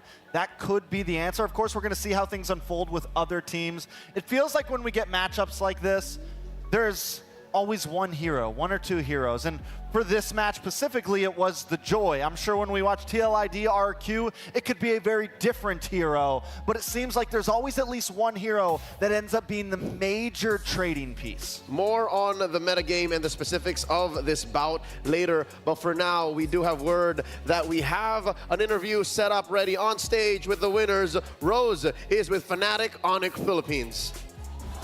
The team that has just qualified for Axiata Arena upper bracket finals and have just secured top 4 this M6 World Championship. Ladies and gentlemen, give it up for Fnatic Onic Philippines. So right now, I am with Brusco and Super Prince. First of all, guys, congratulations. An amazing run so far. How are you feeling? Sa match namin, parang mas madami kaming natutunan ngayong match, mga lesson na i-review mamaya. And excited rin kasi top 4 na kami. Okay, Brusco said they actually have a lot of homework to do later on. They have to go back to whatever mistakes they did just now so that they can continue improving, and they're also very happy because they're now in the top 4. Super Friends, how are you feeling? Okay lang din kasi first time din namin sa M-Series, tas parang palong-palo kami maglaro. He said he feels good too. Despite being his first time in the M-Series, he also feels happy that they're actually playing really well. Now, Brusco, can you take me back just now? What happened in that game against Falcon? Why was an almost reverse sweep happen? What happened? Siguro binigyan namin yung Bruno. Gusto nanalo kami. Akala namin goods lang Pero nung pinikulit nila, di pala kaya. Kaya din namin respeto yung Bruno talaga. I see. So Brusco thinks it's all down to the Bruno. They gave it in the first time because they think that they could actually beat it. But I think, Benny's Bruno is really not something to be messed with, no? It's very scary. He's very good at it. So will you do it again? Will you give him Bruno again if you guys meet? Ban Bruno. Ban Bruno. Okay, now as we all know, Super Prince has been in Onic for a long time, right? Fnatic Onic. And you've been through multiple roster changes.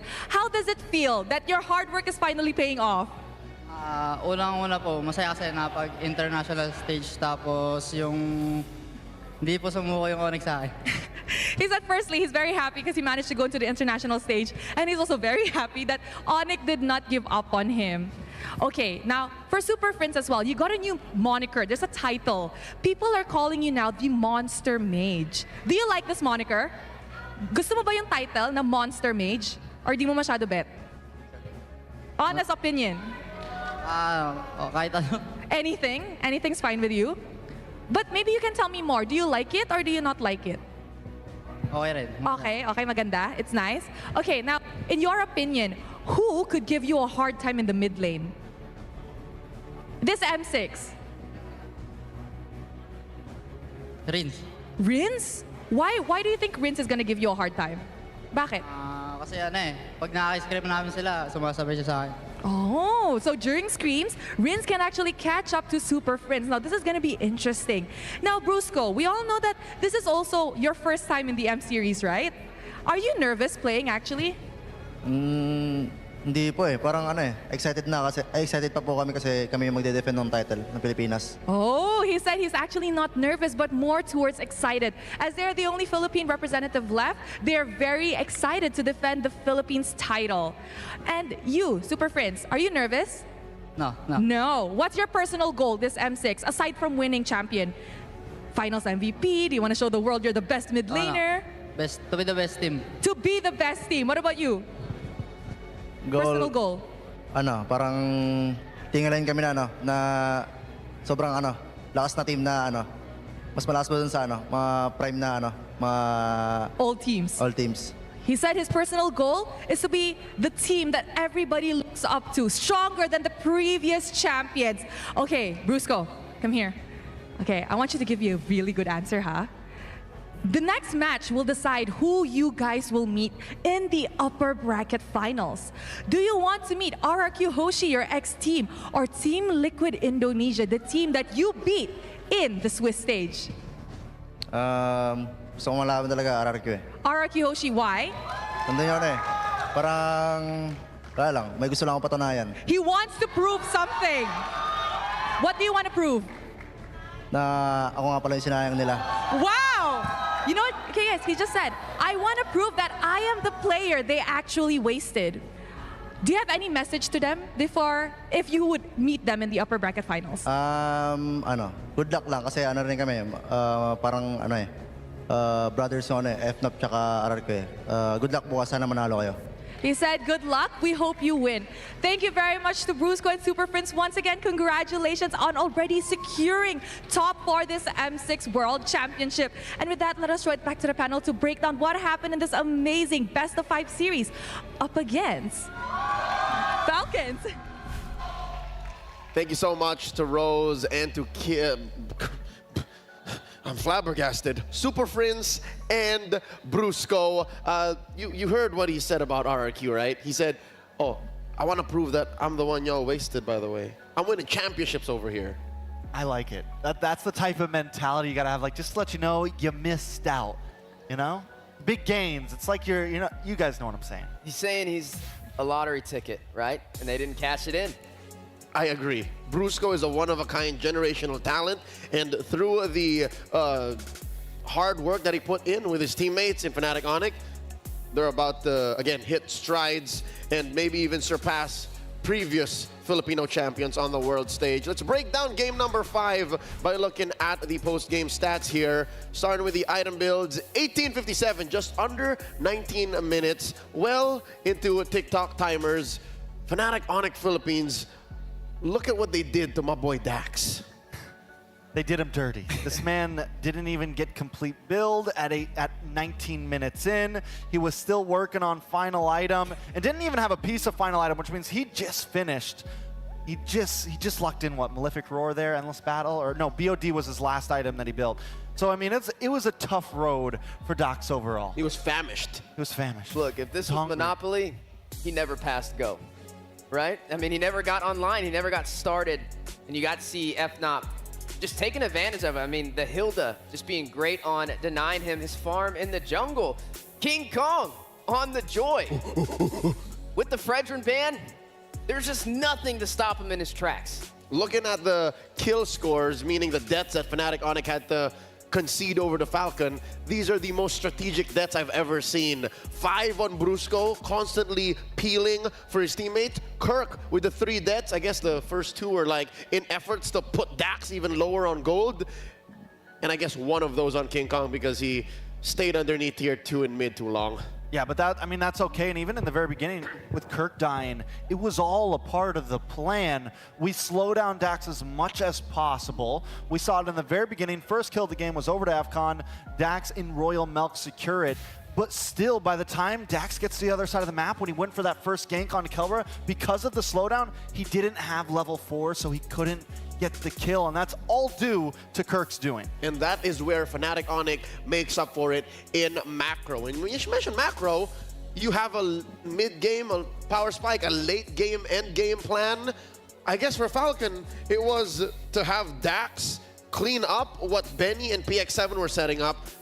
There were some, rays of hope for PX7, but Benny, let's talk about this hero, Granger. Would you agree with me, gentlemen, when I say Granger isn't truly a late-game scaling hero? I definitely agree. I mean, not to mention, he definitely has a little bit of a skill gap that comes to him as well. Harder to pull off, which means you're fighting a double battle on both sides. But with the Irithel on the other side, you imagine the Irithel with that great Dragon Spear, with all that crit, the Berserker's Fury as well.